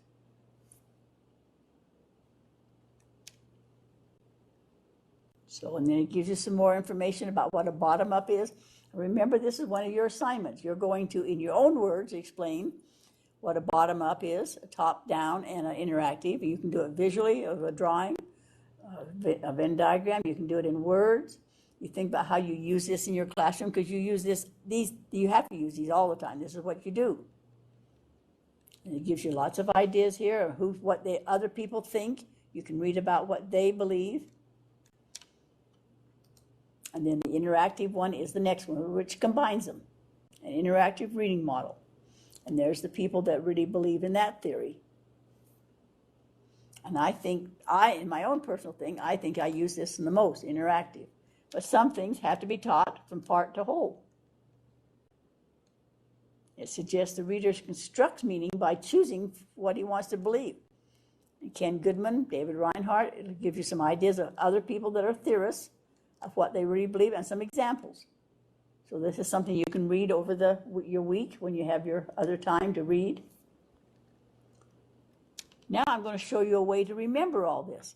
Go back to the modulars, please, and go back to our agenda, and we're going to learn to sing. Are you a singer? Just remember that no one model does it all. No one model does it all. So let's learn our little song about, go to the agenda, please. And on the agenda, as you go down past the work group that we just did, and the past of what we just talked about, you'll go to the next one. It'll say, here's a strategy called the whirlwind theory by Vygotsky. Do you remember the farmer in the dale? The farmer in the dale, the farmer in the dale. The top-down model is based on prior knowledge and it's in the reader's head. The top-down model is based on general smarts and it goes from whole to parts. Now the bottom-up model is based on little letters and it goes from parts to whole. The bottom-up model, it starts with little themes and extends into a scheme. The interactive model, it combines the best of both and it helps us all to teach. Now we're going to sing that together, everybody. We're going to sing that together. You ready to help me? Make a pitch. Ready? The top-down, I don't hear you. The top-down model is based on prior knowledge and it's in the reader's head. The top-down model is based on general smarts and it goes from whole to part. The bottom-up model is based on little letters and it goes from parts to whole. The bottom-up model starts with little themes and expands into a scheme. The interactive model combines the best of each and it helps us all to teach. Kenneth Boone came up with that to help you remember that children come with these theories. They come with the top-down model or the bottom-up model. You're coming to this class with the top-down. You already know this stuff. You've been through it, you teach it, you know it, you studied it, you've got years of experience. You're just narrowing it down right now to see what theories you're actually following because you know these theories and you're using them. Your assignment now, remember for the end of the year, or end of the quarter, end of the class, whatever you call it, is now to draw a 3-circle Venn diagram or write an article if you want to, just a page about how you use that, what this means to you now. Does it have any meaning? Because you use this. This is critical information. You always use the top-down or bottom-up or interactive in everything you teach. I know you're aware of it, and so that's your assignment. Questions? We do one or the other, the Venn diagram or the written part? One or the other, the one you like best. Yep. Any other questions? They just want to be sure that you know, because this is critical. You always use either the top-down, bottom-up, or interactive. That's the only 3 models there are in teaching reading. You either gather everything they know and add to what they know, or you start with what they don't know and go up to the big thing.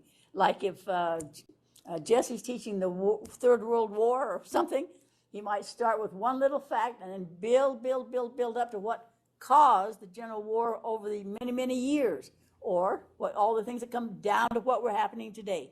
You might look at all the events that's happened in the world right now. That's the top down, come down to what we can do about it today. So you teach everything, every subject in these models. According to the researchers, these are the 3 models you use. Vygotsky came up with them.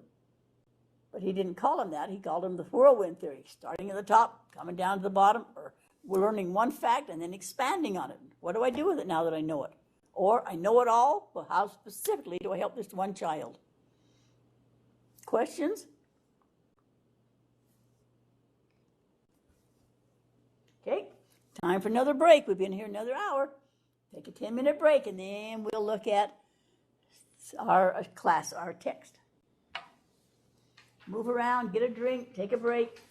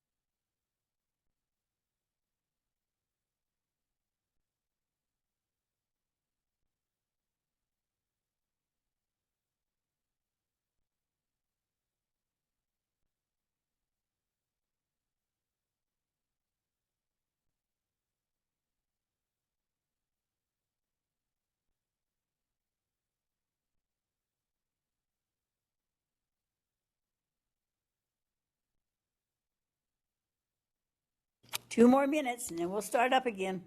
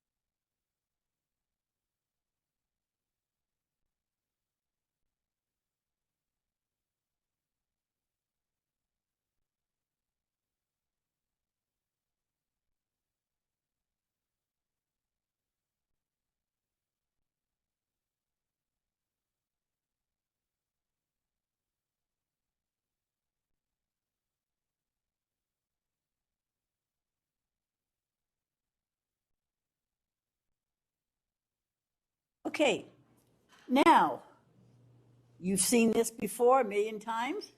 We talked about top down, bottom up, interactive models. Critical things, critical things. What did you already know about it? What did I knew? What do I want to know more about? What did I learn today? How am I going to apply that? Write it on a piece of paper, or if you're a visual person, draw a picture. If you're a thinking person, think about these things. If you want to write them down on your paper, however you learn the best, write down one thing that you already knew about top-down, bottom-up, interactive, one thing you'd like to know more about, one thing you learned just now, and you put nothing if you learn nothing, and put how you're going to apply that in your classroom. So now we're going to follow up on important information, just like you should do in your classrooms. Bottom up, top down, interactive. What did you already know? Want to know more about? What did you learn? How are you going to apply that? Just write a simple sentence so that you can see how it helps you to remember. Questions about what we're doing? We're reviewing what we learned, making it stick in our memory.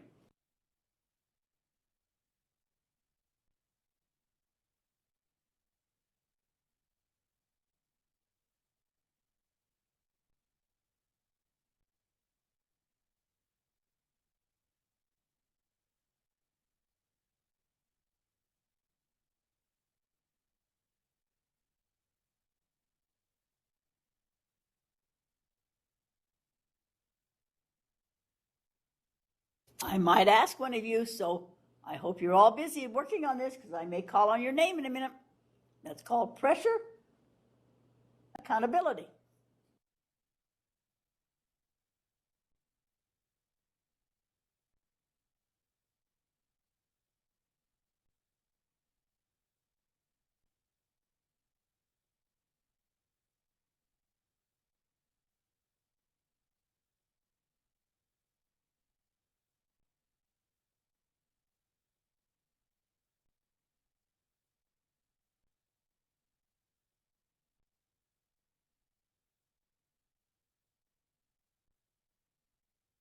You have 2 more minutes to write 4 simple statements. Knew, want to know more, learned, apply.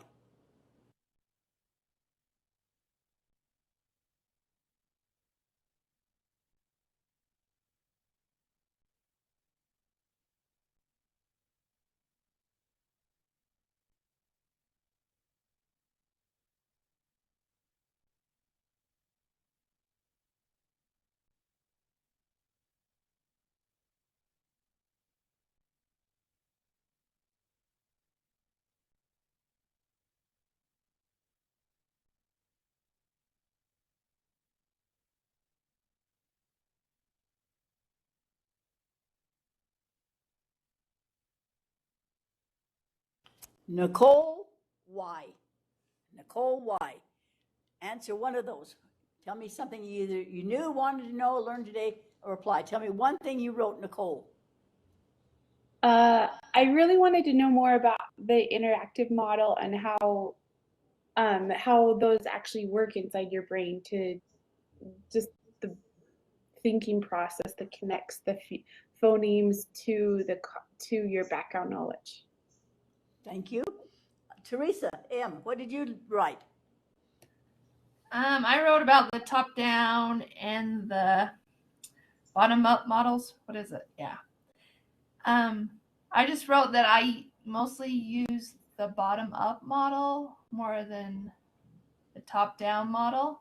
Why is that? Are you little children, or why? Why do you? Yeah, probably because I teach little children and I'm building their basic skills, but I could change it up and try to use the other model more.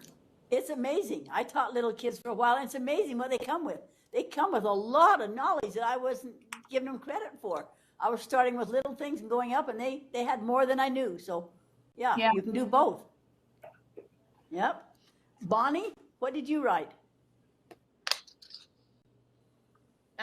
I put that I want to do more to use my students' background knowledge when we're doing compositions and things. I work with a high school student that's a struggling reader, so I have to use the bottom up in teaching the concepts and making sure he fills his gaps, but to also integrate all that he does know and stimulate that interest that way. Wow, that was excellent. Yeah. Okay, that's just one way to make people accountable. We don't have to go through all of it, but I just wanted you to be aware that there are ways to keep your students accountable. It doesn't take a lot of time or money or anything. Just make him accountable of what you have said and help him to remember. And they can sing that song, and they can probably sing it a lot better than I can sing it. Okay, our next strategy was written by Robinson in 1946. He used it to help students become familiar with material. So now you have a textbook that you're not familiar with. So he used the strategy of flip. F is fast flip. Just flip the material. Get a general overview of what's in the book. Just flip through and look at the picture and flip through it. Flip through your lesson, or flip through the pictures, or flip through your textbook. And then L, look. Look for visuals. Look for charts, bold print. Look for headings. Look what catches your attention. And then I, information. I wonder what I'll gain from reading this, from this article. I wonder what I'll gain from this book or this. And then P, predict. How am I going to use it? What was the purpose of this book? What was the plan of this paper? Why is the teacher having me do this? What was her purpose? How am I going to use it? So that's a very simple strategy. Didn't cost you any money, but yet they can flip through that book and become familiar with the handout you just gave them, or the book you just gave them, or the whatever. Now, last week, we posted an assignment for you. We said to read chapter 2, which you did, called Early Theories and Models. It goes from 400 BC to 1899. And then chapter 3 goes from 1900 up to the present. Here again, Vygotsky in 1974 said that questioning is a great strategy because it encourages teamwork and scaffolding, building on what somebody else said. So if everybody in your group would read the section together and compose a question. Did anybody compose any questions from chapter 2 and 3? Miss Laura, I know you did. Just a minute till she finds it. You're talking about the question I put in the. Mm-hmm. Oh man, I have to go back and look. Wait a minute till she finds it. This was just an example of a good way to have them come prepared to talk about what you're prepared to teach them. If they come with a question already. Well, just a minute. Laura's looking. She had a great question because she already told me about it. So let's give her a minute to find it. Are you talking the one in the discussion that I put? Okay. Oh, what? Yeah. What do I use? What? Yeah, exactly. Okay, yeah. I put another one in there too. Oh, so. okay. Exactly. Just what theories do I use in my practice? Yeah, she's looking at the theories. She's teaching. You can't believe the loads that she's teaching. And she's really looking at the theories she really practiced, which is the purpose of the class. Hallelujah. I mean, great. So, for an example, like mental discipline, do you use that in your class? Or do you use associationism? What did Aristotle do? Now we have some questions in chapter 2. Somebody's got a mic on, so please check your mics, because people say they can hear other people talking on mics. So check to see if your mics are on. Here are some questions, 1 through 6. So group number 1, look in chapter 2 and answer that first question. Group number 2, answer number 2, 3, answer 3, 4, answer 4, 5, answer 5, and 6, answer 6. Everybody understand what we're doing for 4 or 5 minutes? And then you'll get called on to see, and we're going to review chapter 2 this way. Because I know what's in it, but I want to be sure you know. So see you in about 4 or 5 minutes.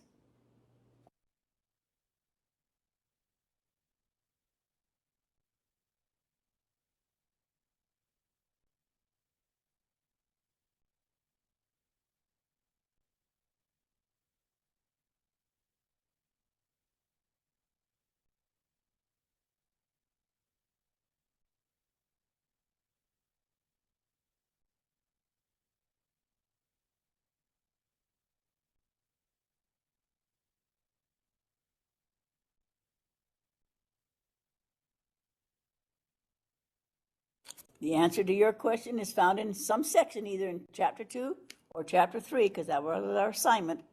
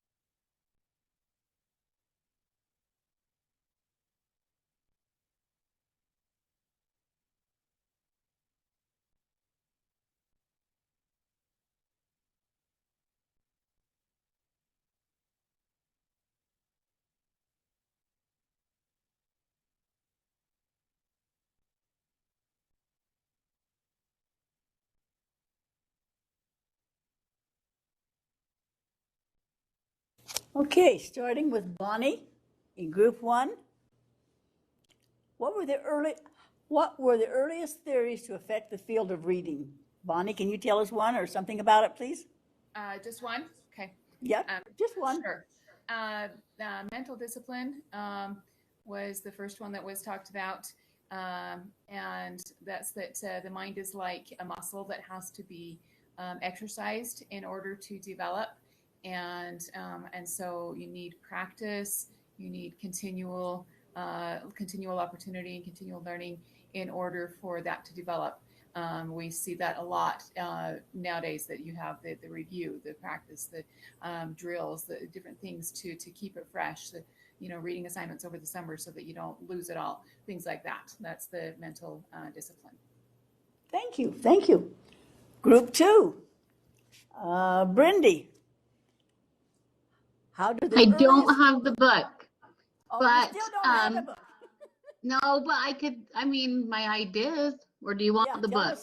Tell us the ideas, how history affects what you do today. So I think it all affects it, because they really questioned our existence, the way we learn and everything. And it just keeps evolving from where they started, right? When they're teaching and the way we structure our classrooms, the way we teach, a lot goes back to Aristotle and those philosophers. Yep, you're right on. See, you didn't even need the book. Save your money. Group 3, Ashley. How do the earliest relate to reading affect current research? It talks about how every research project kind of relates back to a theory. So you could relate them all back, and it acts as the framework for current research. Exactly. A theory is just an idea. When you go to your class tomorrow, you'll have an idea that it's going to be better if I put everybody away from the window so they won't look out. Or you're going to have a theory that I'm going to do certain things. You work from theories. Everybody does. Number 4, Amy, what's behaviorism? How does it apply to your educational assignment? You're in chapter 3 now. Yes. So it said that behaviorism is the focus on observable changes in behavior, and that there is 3 major behavioral theories: classical conditioning, connectivism, and operant conditioning theory. Thank you. Sarah, number 5, what is operant and classical condition, and how do they affect you? Okay, so operant conditioning is in a classroom. You might use it as a reward system. And wait a minute, make sure I got that right. Yes, operant conditioning can be used in a classroom as like a reward system for completing tasks or turning in work on time. And I definitely use that in my classroom. I teach first grade, and we use that all the time. Classical conditioning I use as well, because that's where you can train or teach the students to respond to, say, a bell or a noise in order to clean up or switch tasks or transition to the rug, or lining up for lunch or whatever. You have some sort of a signal that you teach them what it means and what they're supposed to do. So very good, very good. Let me tell you a funny story. A few years ago, the state came out with a new way for principals to observe teachers. They had to come in your room and write down everything you said in 15 minutes, and then have an interview with you of why you said all those words. Well, I had all my children trained so well that I didn't say a word for 15 minutes. He was there, and they knew exactly where to go and what to do. And he said, I know what game you're playing. He wrote nothing down because it worked. I mean, they knew they had to go here and there, and if I blinked, they did here. If I rang a bell, they went there. So anyway, funny joke. Anyway, number 5, Suzanne. No, number 6. Let's go with Jesse. Why are theories important to educational research, Jesse? As I've been reading about these theories, they built their theory off of Aristotle or Plato. They've all kind of just built off each other. So if you're researching something, you're building it off of somebody else's thoughts, and that's not a bad thing. If the will's not broken, don't build a new will. And so as you read, it's like, if you're interested in conducting study in the area of practice and repetition effects of students' achievements, you may want to look at the works of Plato and Aristotle and look at the mental discipline theory. So there's people who've already done the work, so you don't need to go through the extra work to find out what somebody else already has done for you. Exactly. You just add spokes to the wheel, or you make it a better wheel, but the wheel's already been invented. You didn't do it, I'm sorry. Of course, Tesla came up with the electric car. I don't know if that was, anyway, he built on somebody else's theory. Okay, now, everybody look at these questions right here and think to yourself now, what did I just learn about Plato or Aristotle? What do I learn about mental discipline? What did I learn about all these things? We're not going to ask each group now. We're just going to go back and say now, did I just learn about mental discipline or association or unfoldment or structuralism or classroom application? That's what I like to read, is the classroom applications. So if you read nothing else, read the classroom applications and maybe the research applications. So take a second now, if you haven't had time, if you have the book, read the ending form. And also read the activities. There's always activities, and see if the activities for 2 and 3 are anything that would help you.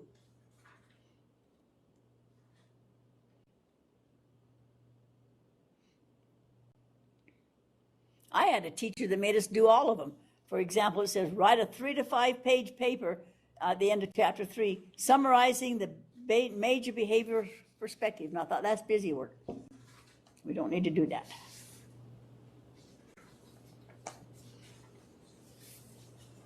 Take a minute now and just review it so that it's sticking in your mind a little bit, if even just one fact sticks in.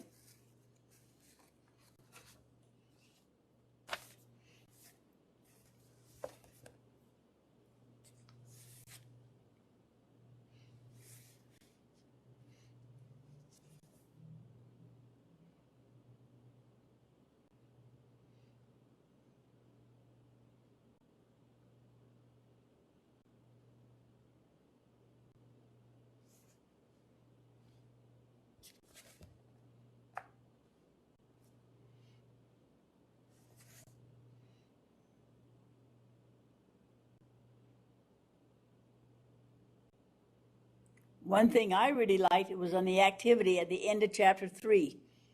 It says text coding. After they read your chapter, in the margins they write E or an I. That was very interesting. C, I made a connection. Exclamation point, this is an important thing. Question mark if they had a question. And then agree or disagree. So they had to make a decision too. Did I disagree with what I read or do I disagree? How simple to go down their text or down your handout or whatever you've given them, and the children code it. I agree with this, or I don't even know what this is. I'll put a question mark. Simple strategy. Doesn't take a lot of time or money, but very, very effective. For next week, we read chapter 4, which is about constructivism, and I'll bet you recognize this because it's still very, very much used. And chapter 5, which is, just a second till I turn to it, chapter 5, keep going one more page, is developmental lenses. But when you get to the activities, you'll recognize these literature circles and things that we do every day. I see them in the classroom. So 4 and 5 for next week.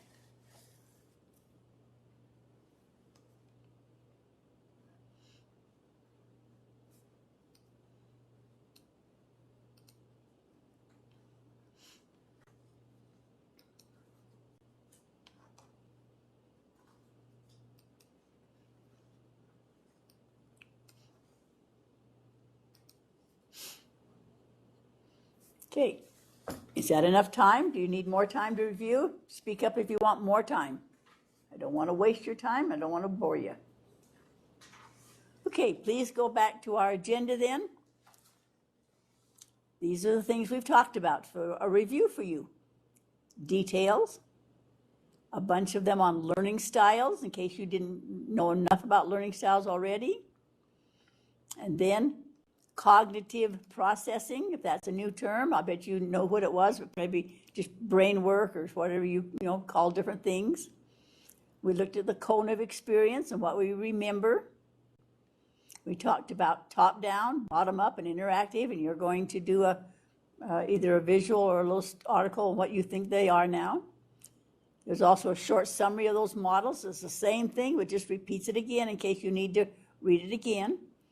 Just remember that no one model is the only one you use. No one model is the best. No one model is the only answer. Now, the other ones that I put here, they are just for your knowledge if you want to look at them later, because we're talking about, in these two classes, the young child. There is an article number 12 called, Do Children Have the Right to Literacy? It's a great article. There's another one called Read It Again, Mom. How important it is to sit with your child and dad and mom to read it over and over and over, as you know. There's one called Parent Helps for Reading. There's one called Toddlers and Reading. One called Fostering Emergent Literacy. And one called Developing Literacy Partnerships. They're all about early childhood. And so when you have time through the week, you'll look at them and see if any of them are helpful for you. They're just little articles I found that talks about early childhood and how very important it is. It makes me so mad when I see the moms going down the street on their phone and the little kids are walking behind them doing nothing, or they're on their phones. Talk to them. Tell them what's going on. Environmental print. All those things. And toddlers So important, so important. So just articles about early childhood. We're on number 18 now. What is emotional intelligence?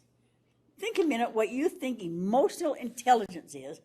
I'm going to show you just part of a video that SUU wants us to see about what they think emotional intelligence is. So take a minute while I get it set up here.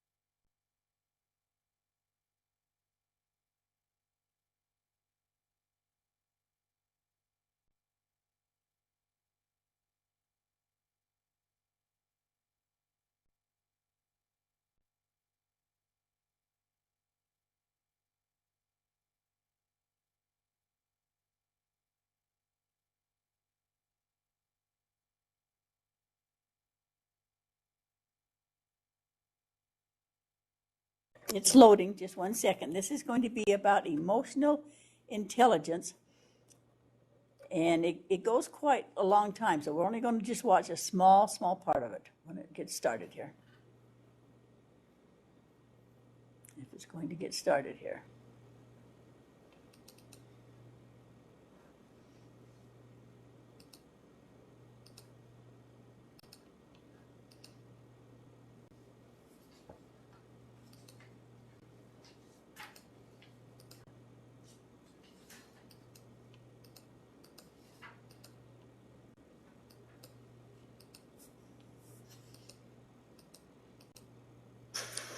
Happening just like it was back then.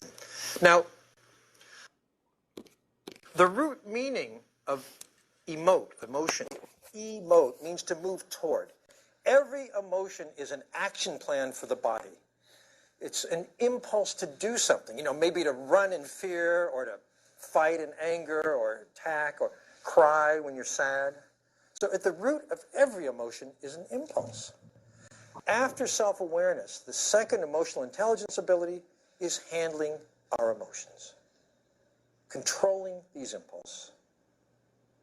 Now, the best study of this was actually done with 4-year-old kids. Let me tell you about it. It's called the marshmallow test. These are kids who were the children of professors and graduate students at Stanford. They're from the preschool. They're brought into a room one by one. They sit down at a table, and a big, juicy marshmallow is put right in front of them, right? And the experimenter says to them, you can have this marshmallow now if you want, but if you'll wait till I run an errand and you don't eat it till I get back, you can have 2 then. Well, imagine. This is a predicament that tries the soul of any 4-year-old, I assure you. It's, sometimes like they'll look away and try to pretend, this isn't happening, or they'll go off and sing and dance and try to distract themselves. One kid I saw went up to the marshmallow, smelled it, and then jumped back like it was some dangerous object. So they come up with stuff to try not to grab that marshmallow. Now, about 1/3 of the kids did grab the marshmallow. They grabbed it right away and they ate it. Couldn't help it. You know, this is good, right? On the other hand, about a third of kids waited out the endless 7 or 8 minutes until the experimenter gets back. You can imagine what that's like for a 4-year-old. They get 2 marshmallows. But the payoff from this experiment comes 14 years later when these kids are tracked down just as they're graduating from high school. Amazing differences between the two groups. It's really surprising. If you compare the kids who grabbed to the kids who waited, now the ones who grabbed, by comparison, fall apart under stress. They're more easily irritated, more likely to get angry at friends, not very popular, still can't resist gratification in pursuit of their goals. The ones who waited, quite the opposite. They still are really stable under stress, pretty calm and collected, very popular, get along with people much better, still can keep their eye on the goal. But the really surprising, shocking finding came when they compared their college entrance exam scores. It turns out that the kids who waited, compared to the kids who grabbed, had a 210-point advantage on their SATs, on the college entrance exam. Now that's 210 points out of 1,600. That is a staggering difference. It's whopping. Now, I had a chance to go to Princeton and talk to the folks at the Educational Testing Service who make up that test. They were stunned. They said 210 points is as much as the difference between that we find in kids who come from families where parents have no high school education and families where the parents have a master's degree or better. It's enormous. So why should something as seemingly trivial as whether a kid can wait a few minutes for a marshmallow make such an immense difference in how they do intellectually? You know, the entrance exam, after all, is a test of how well children have learned. It goes back to how the brain is set up. Remember that link between the amygdala and the prefrontal lobe I was talking about a moment or two ago? The executive center and the emotional center. Well, the amygdala is a source of all emotional impulse. If you're a kid who's constantly in the grip of upsetting emotions, constantly antsy, you're preoccupied by distracting thoughts. Now, this is stuff you just can't keep off your mind. They're intrusive thoughts. And where they intrude is into your capacity for attention. And that happens to be based in the prefrontal lobes, the executive center. Now, the same thing is true, by the way, for adults in a high-stress job. This is why stress makes people do dumb things. These are things I regret later, right? Like little amygdala hijacks, sometimes big amygdala hijacks. But we can also change how we react, and we can change at any point in life. Okay, now we're at number 3, motivation. It's our emotions that move us toward our goals in life. Motivation is all about emotion. In reaching our goals, whatever they may be, optimism is extremely important. And that's because, you know, things never go smoothly in life. There's always a bump in the road, some obstacle, setback. Optimism comes into play when we have a setback or face some obstacle. The main difference between an optimist and a pessimist lies in what they tell themselves at these moments of setback. Like, okay, take a kid who gets a bad grade in math. The pessimists will tell themselves, gee, I guess this means I'm dumb at math. So they'll give up, right? Now, an optimistic kid gets this same bad grade, he'll tell himself something completely different. He'll say, oh, I guess I should have studied harder for the test, right? In other words, the optimist sees it as due to something in the circumstance that they can change for the better. The pessimist sees it as a fatal flaw in themselves that just can't be changed. So being an optimist matters immensely for how we do in life. The good news about emotional intelligence is that it's all learned, too. If you're a pessimist, you don't have to stay that way. You can learn to think like an optimist. The 4th emotional intelligence ability is empathy. And by empathy, I mean knowing what someone is feeling without their telling you in words. Because you know what? People don't tell us in words what they're feeling, do they? They tell us in their tone of voice, facial expression, their movements, all these nonverbal cues. Empathy is crucial to getting along with people. And it's the basis of caring and compassion. You see, you can spot the roots of empathy very early in life, even in infants. Sometimes you'll be holding a baby who hears another baby crying and starts crying in sympathy. It's called sympathetic distress. That's already empathy. The baby is responding to how someone else is feeling.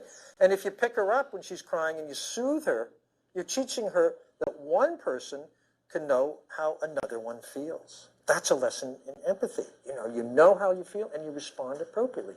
So kids start to learn this very early.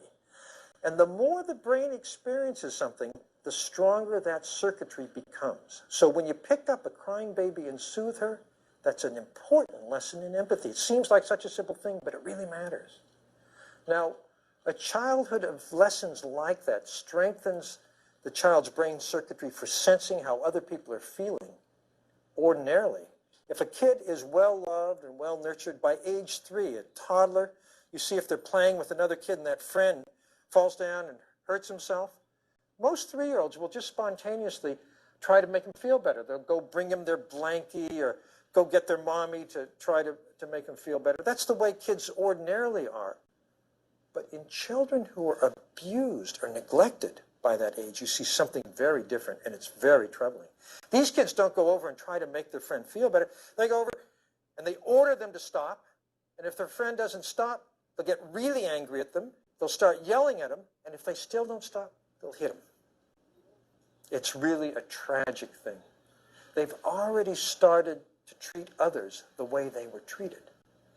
Now, an absence in empathy is really disturbing. I have a brother-in-law.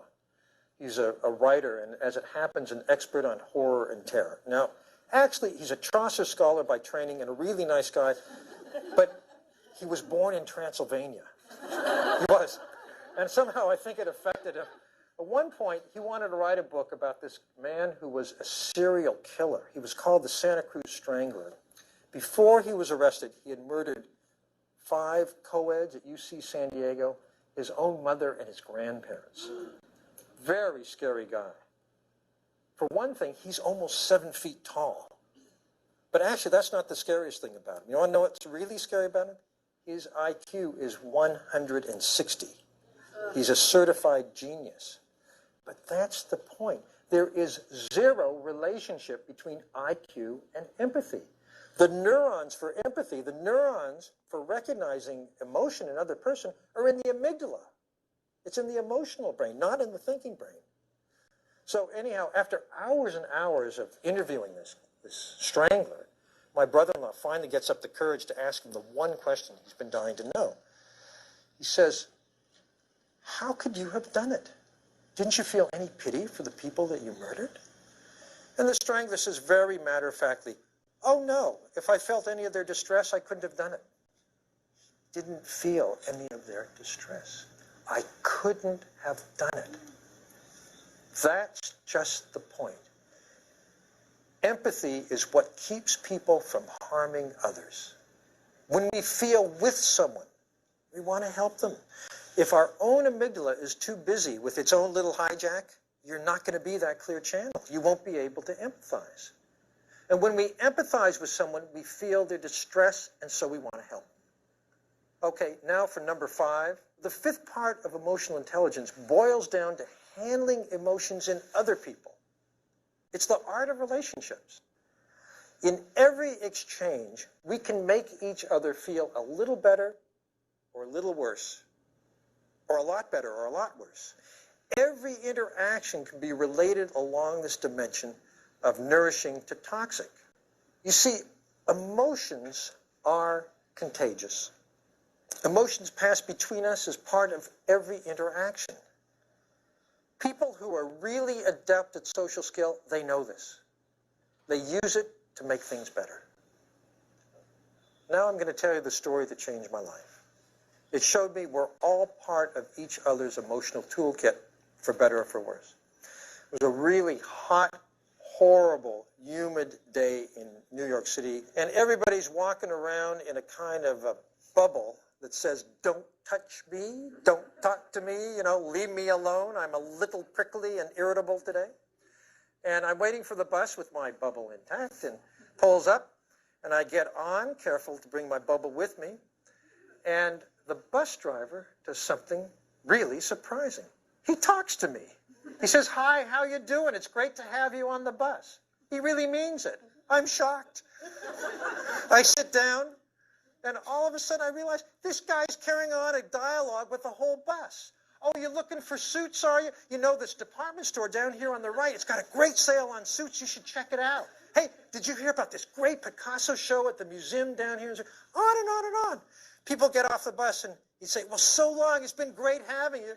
And they say, "Yeah, it's been great being on this bus." You know, that man was an urban saint. He was sending ripples of good feeling throughout the city. When I saw him, I realized we all have this power to make each other feel better or worse.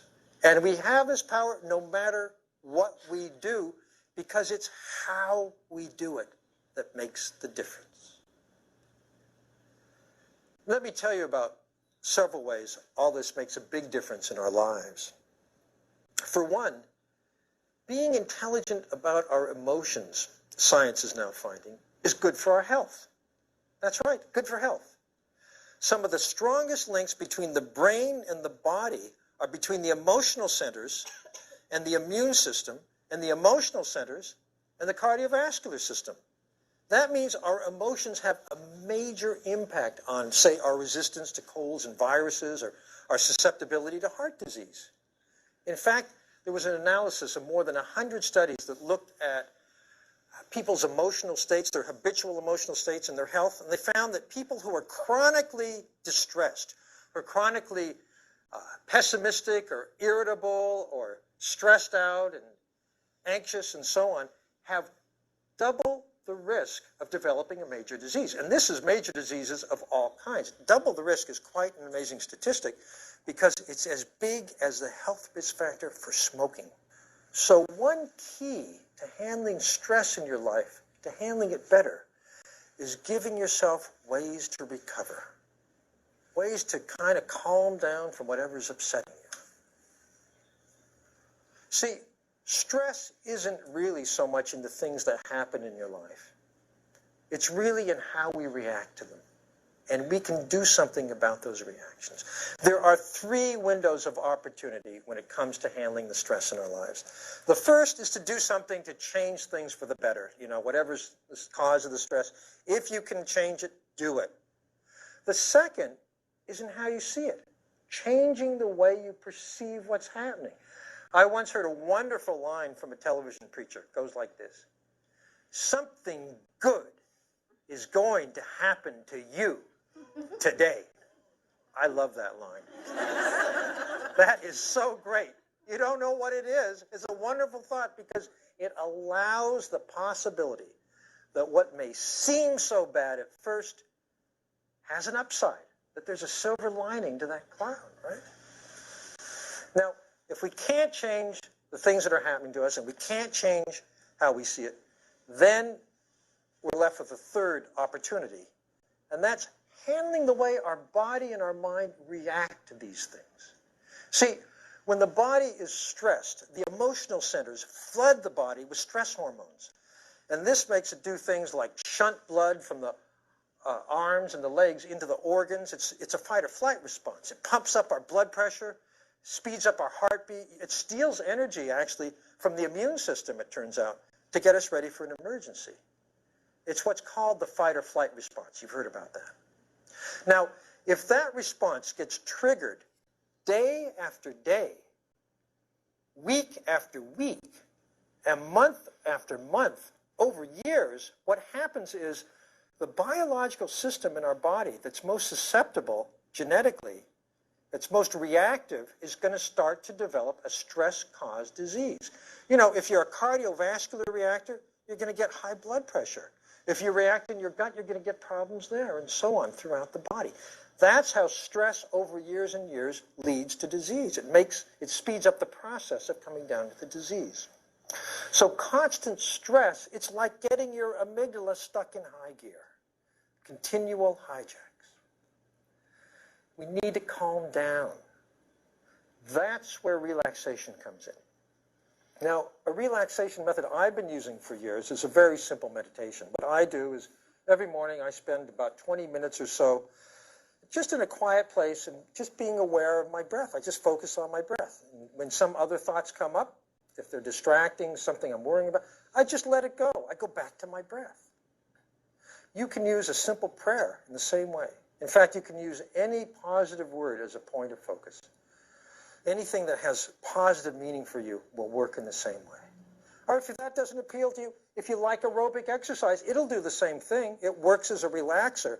It turns out that after you've had your workout and you're all pumped up, your body gets more relaxed than it was before you started out. So it ends up doing the same thing. But having a daily period where you take the time by yourself to be calm and relaxed will pay off in dealing better with the stresses in your day. All right, take 5 minutes now and write down something you already knew, something you'd like to know more about, what you learned, apply. And then we'll take our break. Write something down and then take a 10-minute break because we need to move around.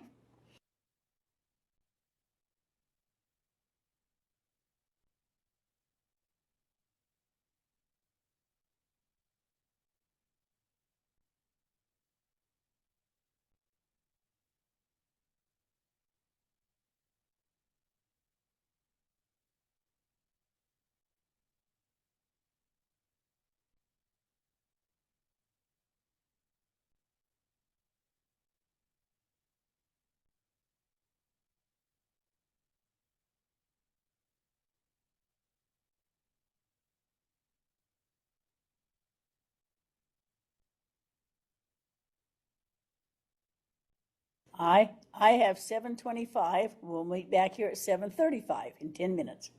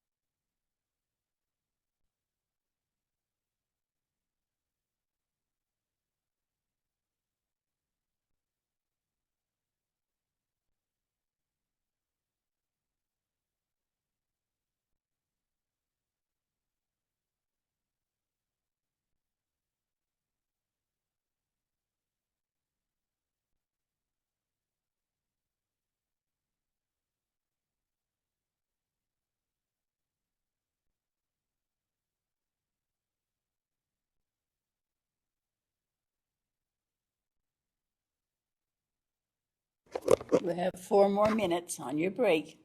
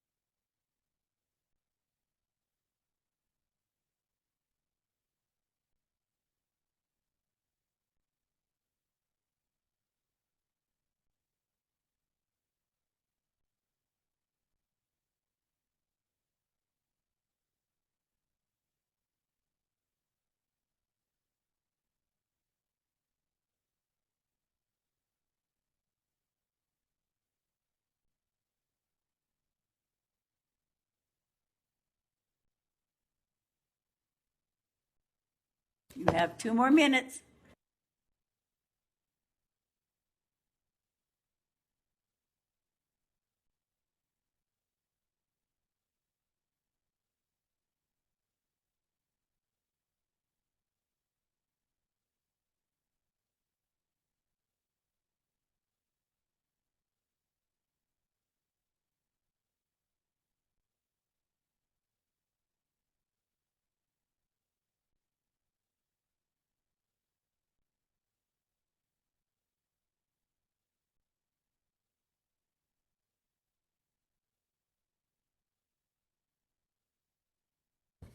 All right. Think about what you learned or knew all about emotional intelligence. We only watched just part of it, but we watched most of the ideas of, he had 5 ideas of things we should do to take care of ourselves. Think about your students when they come. Do they come with emotions? I told you I had a little child in kindergarten. You could not teach him anything. I mean, he wouldn't listen. He would not listen. We tried all these different things, had all these different theories. Turned out, mom and dad divorcing, would anybody pick me up today? And that's all he worried about. Is anybody going to pick me up today? Because he got left there a lot. And so emotions, whether they're 5 years old or whether they're you as teachers, emotions are something else. So on the canvas, there is an article. Well, it goes switches back to it. It's coming from Wikipedia, so it's more than you probably want to know, but it's all about emotional intelligence. It traces clear back to Darwin. Now that's a long time, how we survived. And then in 1940, David Wechsler showed the non-intelligence factors. And Howard Gardner wrote the 1983, The Frames of Mind, the Theory of Multiple Intelligence. So this is a great review of what you just learned, of what the first term was. They called it emotional intelligence. It came from a man doing his doctoral thesis. He built on somebody else's research, and he did the study of emotion. And it is important in your classroom and with you as teachers. So there's an article there. It tells all about, it's a big, long article, probably more you want to know, but it's there in case you want to know about it. The last article is going to show my bias. I told you I was going to show you my bias tonight. We have all this list of handouts now, and the very last handout says that play is disappearing from kindergarten, and it's hurting kids. This is a new theory out because we've gone from all play to more homework and testing that now. But there's an article here about we should have more play in the kindergarten because that maybe there's coming. So let me tell you what we're going to do now. Let me turn this back over to this a minute. When you go home tonight, I will put on an article about Montessori education. This is one of the new ones that's out there. They run schools, as you know, and a lot of people send their children to the Montessori education. So I will put on a handout about that in case you're not aware of it. I will also put on a handout about Chomsky because we're going to be studying about Noam Chomsky. So when you go home before the end of the week, you will see these two articles. And the reason I'm putting all these on is because of this picture. Let me see if I can get this big picture to show up here. It's a picture of an iceberg. My point is, when that child walks in your room or that teacher walks in your room, you only see one small part. Look at that iceberg. All you can see is that huge iceberg.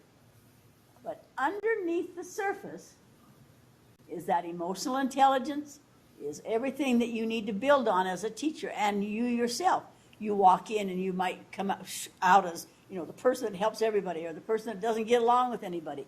But you have all these hidden emotions below the surface, especially when you work with the ELL students. They come in and all you see is this child who doesn't speak English like the rest of them, or is from another country, or just doesn't understand the ways. Underneath them, they have all these feelings and emotions and everything everybody else has. So remember the iceberg theory, that there's more to people than you can see. And they're all important. So what we're going to do now is we're going to talk about Vygotsky next week and watch a video about him. But what I want to show you is two of his students decided that he had great theories. And so they went to Denver and they started two huge schools. And now there are, I think, 2,000 schools in America. And they use nothing but Vygotsky's theories. Vygotsky really believed in play. And of course, I grew up in that era that when they really believed in play in kindergarten, and then you could build on reading skills so much easier than sitting them down with a desk and a pencil. So we're going to watch just a short part of this video about these two teachers that started Vygotsky's theories in their schools. One of them is hard to understand because she speaks Russian, because Vygotsky was Russian, and she was one of his actual students. So we'll watch just a short part of that, and then I'll turn the time over to you so that you can do your posting, and we'll be going home about just a little bit after 8, or close to 8. So any questions, what we're going to be doing now? For next week, we read the next 2 chapters and read any of these articles that you think are of interest to you that I've posted there. So we're going to learn just a little bit about Vygotsky's theories, and next week we will know more about Vygotsky. Just a minute till this loads now, and we will watch this, and then we will do our posting and get ready to go home.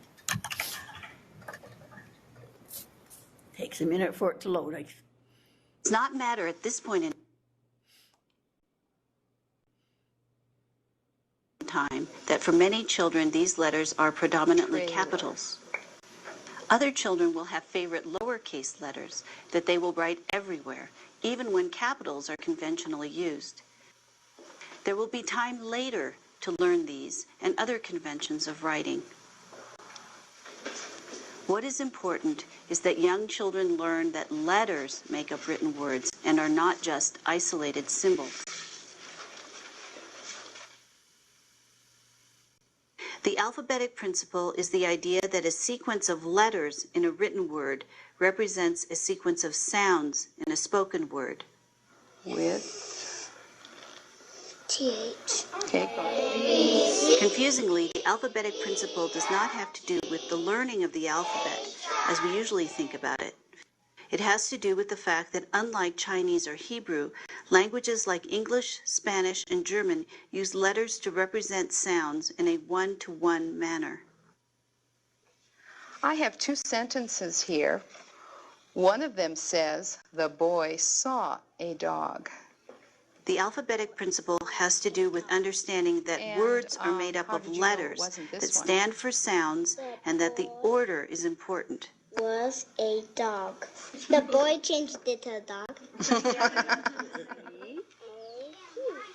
A young child, unfamiliar with the idea of the alphabetic principle, knows the meaning of some written words, but makes no connection between the letters and the sounds of these words. Toothpaste. Is that your name? Yes. No. A very young child might see her letter in a word and think that it is her name. Tell me which word says space. These children cannot read, but when read, the word space and satellite will point to space as the shorter word because they know that there would be fewer letters because there are fewer sounds. Yeah, because satellite is 3 words and space is 1. Children without the alphabetic principle would represent words using a string of identical letters, not realizing that different sounds are represented by different symbols. A child who is beginning to understand the alphabetic principle would write a string of different letters to represent the different sounds of a word. However, to understand which letters represent which sounds, the child must acquire some knowledge of sound to symbol correspondence. I want to make a book. Sound symbol correspondence defines the relationship between speech sounds and the letters that represent those sounds. This is the skill that allows children to start acting in ways that are recognizably literate. Children's concepts of sound symbol correspondence are progressively refined as they begin to read and write. Okay, sounds good to me. English has a complex and sometimes confusing system of sound symbol correspondence. Some letters and combinations of letters reliably coincide with the sounds they represent. Others do not. Attempts to represent sound symbol correspondence is first seen in what is called invented spelling or creative spelling. Although invented spelling is a temporary phenomenon, it plays an important developmental role. It is the child's way of exploring the relationship between spoken and written language. Once a certain degree of consistency is established between sounds and letters, children are usually ready to switch from kids spelling to real spelling. The advent of invented spelling signals that children are now mastering the basics of encoding. Encoding is the process of representing sounds with letters and spoken words with written words. Okay, Tyler, I want you to spell motorcycle. Saying that a child knows how to encode spoken words means that he or she is aware of the sounds in the word, can represent these sounds with letters that are correctly formed and written in proper order. Thus, this child has acquired the skills necessary for writing. But writing, as we will see, involves more than encoding. A child's mastery of encoding is intimately connected to his learning of decoding. Very good. Decoding is a term used to describe the act of converting written words found in children's own writing or text into spoken words. A child who can decode words recognizes the letters these words are made of and knows the sounds represented by each of these letters or letter combinations. She also produces these sounds matching the sequence of letters and blends the sounds to form a word. Some words are harder than others to decode. Children often learn these words by sight instead of breaking them into component parts and applying phonic rules. The, you, I can read the. Just as writing cannot be reduced to encoding alone, neither can reading be reduced to mere decoding. The recipe. For writing and reading to occur, the two sets of literacy competencies have to become integrated. Would you go to the park with me? Is that what you want to say? For a child to write, he needs to bring together his knowledge that writing is used to communicate with someone else or to preserve his own thoughts. Sign your name. With his knowledge of the conventions of writing and ability to use the skills of encoding, he can be said to be writing. There's a letter for you. Writing has to be decodable. The writer has to understand that the encoding he is doing has to communicate meaning to the reader who may be far away in time or distance. That's today. These competencies will continue to develop over a lifetime of practice as one communicates a variety of messages in a variety of ways to different audiences. Were dissolved in the water. So it is with reading. Decoding skills have to come together with knowing how different kinds of texts are organized and with the ability to comprehend those texts. The fish was from space. New texts may have different concepts of print to master. Comprehension of text continues to grow as readers encounter new and more sophisticated types of written materials. And the slithy toes. Without comprehension, decoding alone will put us in the same position as this child who is reading Lewis Carroll's Jabberwocky. She can say all the words of the poem aloud, but she cannot tell you the meaning of the words. Outbreak. Learning to read and write is not something that is ever finished, even though the most important lessons do occur in childhood. Good foundations laid in early childhood will assure that the wonderful legacy of literacy can be achieved by all children, who will then use it in a multitude of ways throughout their lives. Okay, the first part just showed them dressing up and playing, and I just want you to see that part. And that's the two ladies that follow Vygotsky's theory and have started schools all over the place, and you can hardly get into them because play is important and they act things out. So, all right, it is now your time that you can write on to each other, and we'll go home at 8 o'clock. Any comments, questions, anything we need to discuss? When will the graphic organizer be due or the paper? At the end of class, October 18th. October, okay. That's what I was wondering. Any other questions, comments? So we don't have anything we have to present in this class? Is that right? I Okay. eliminated that, There's so Sounds many of good. us, and we just discuss things.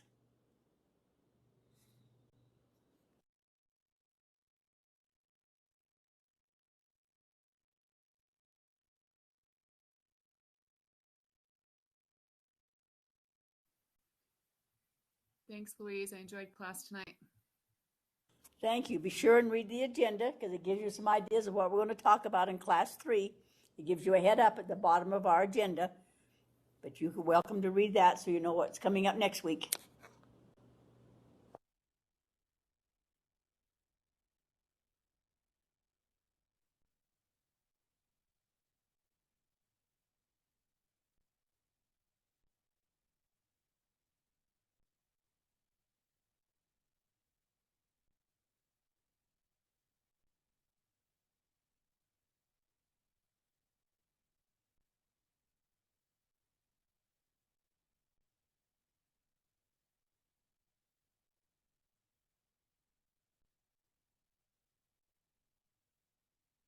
There's what we're going to do next week, so give you a heads up.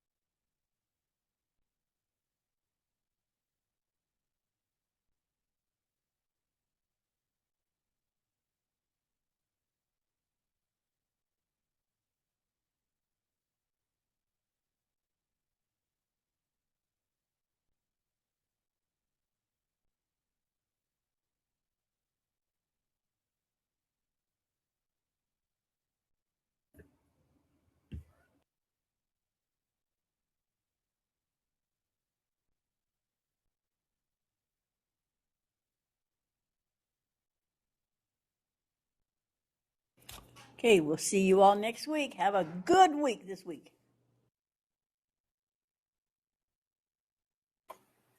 Thank you. You're very welcome. Thank you. Yep, glad to have you.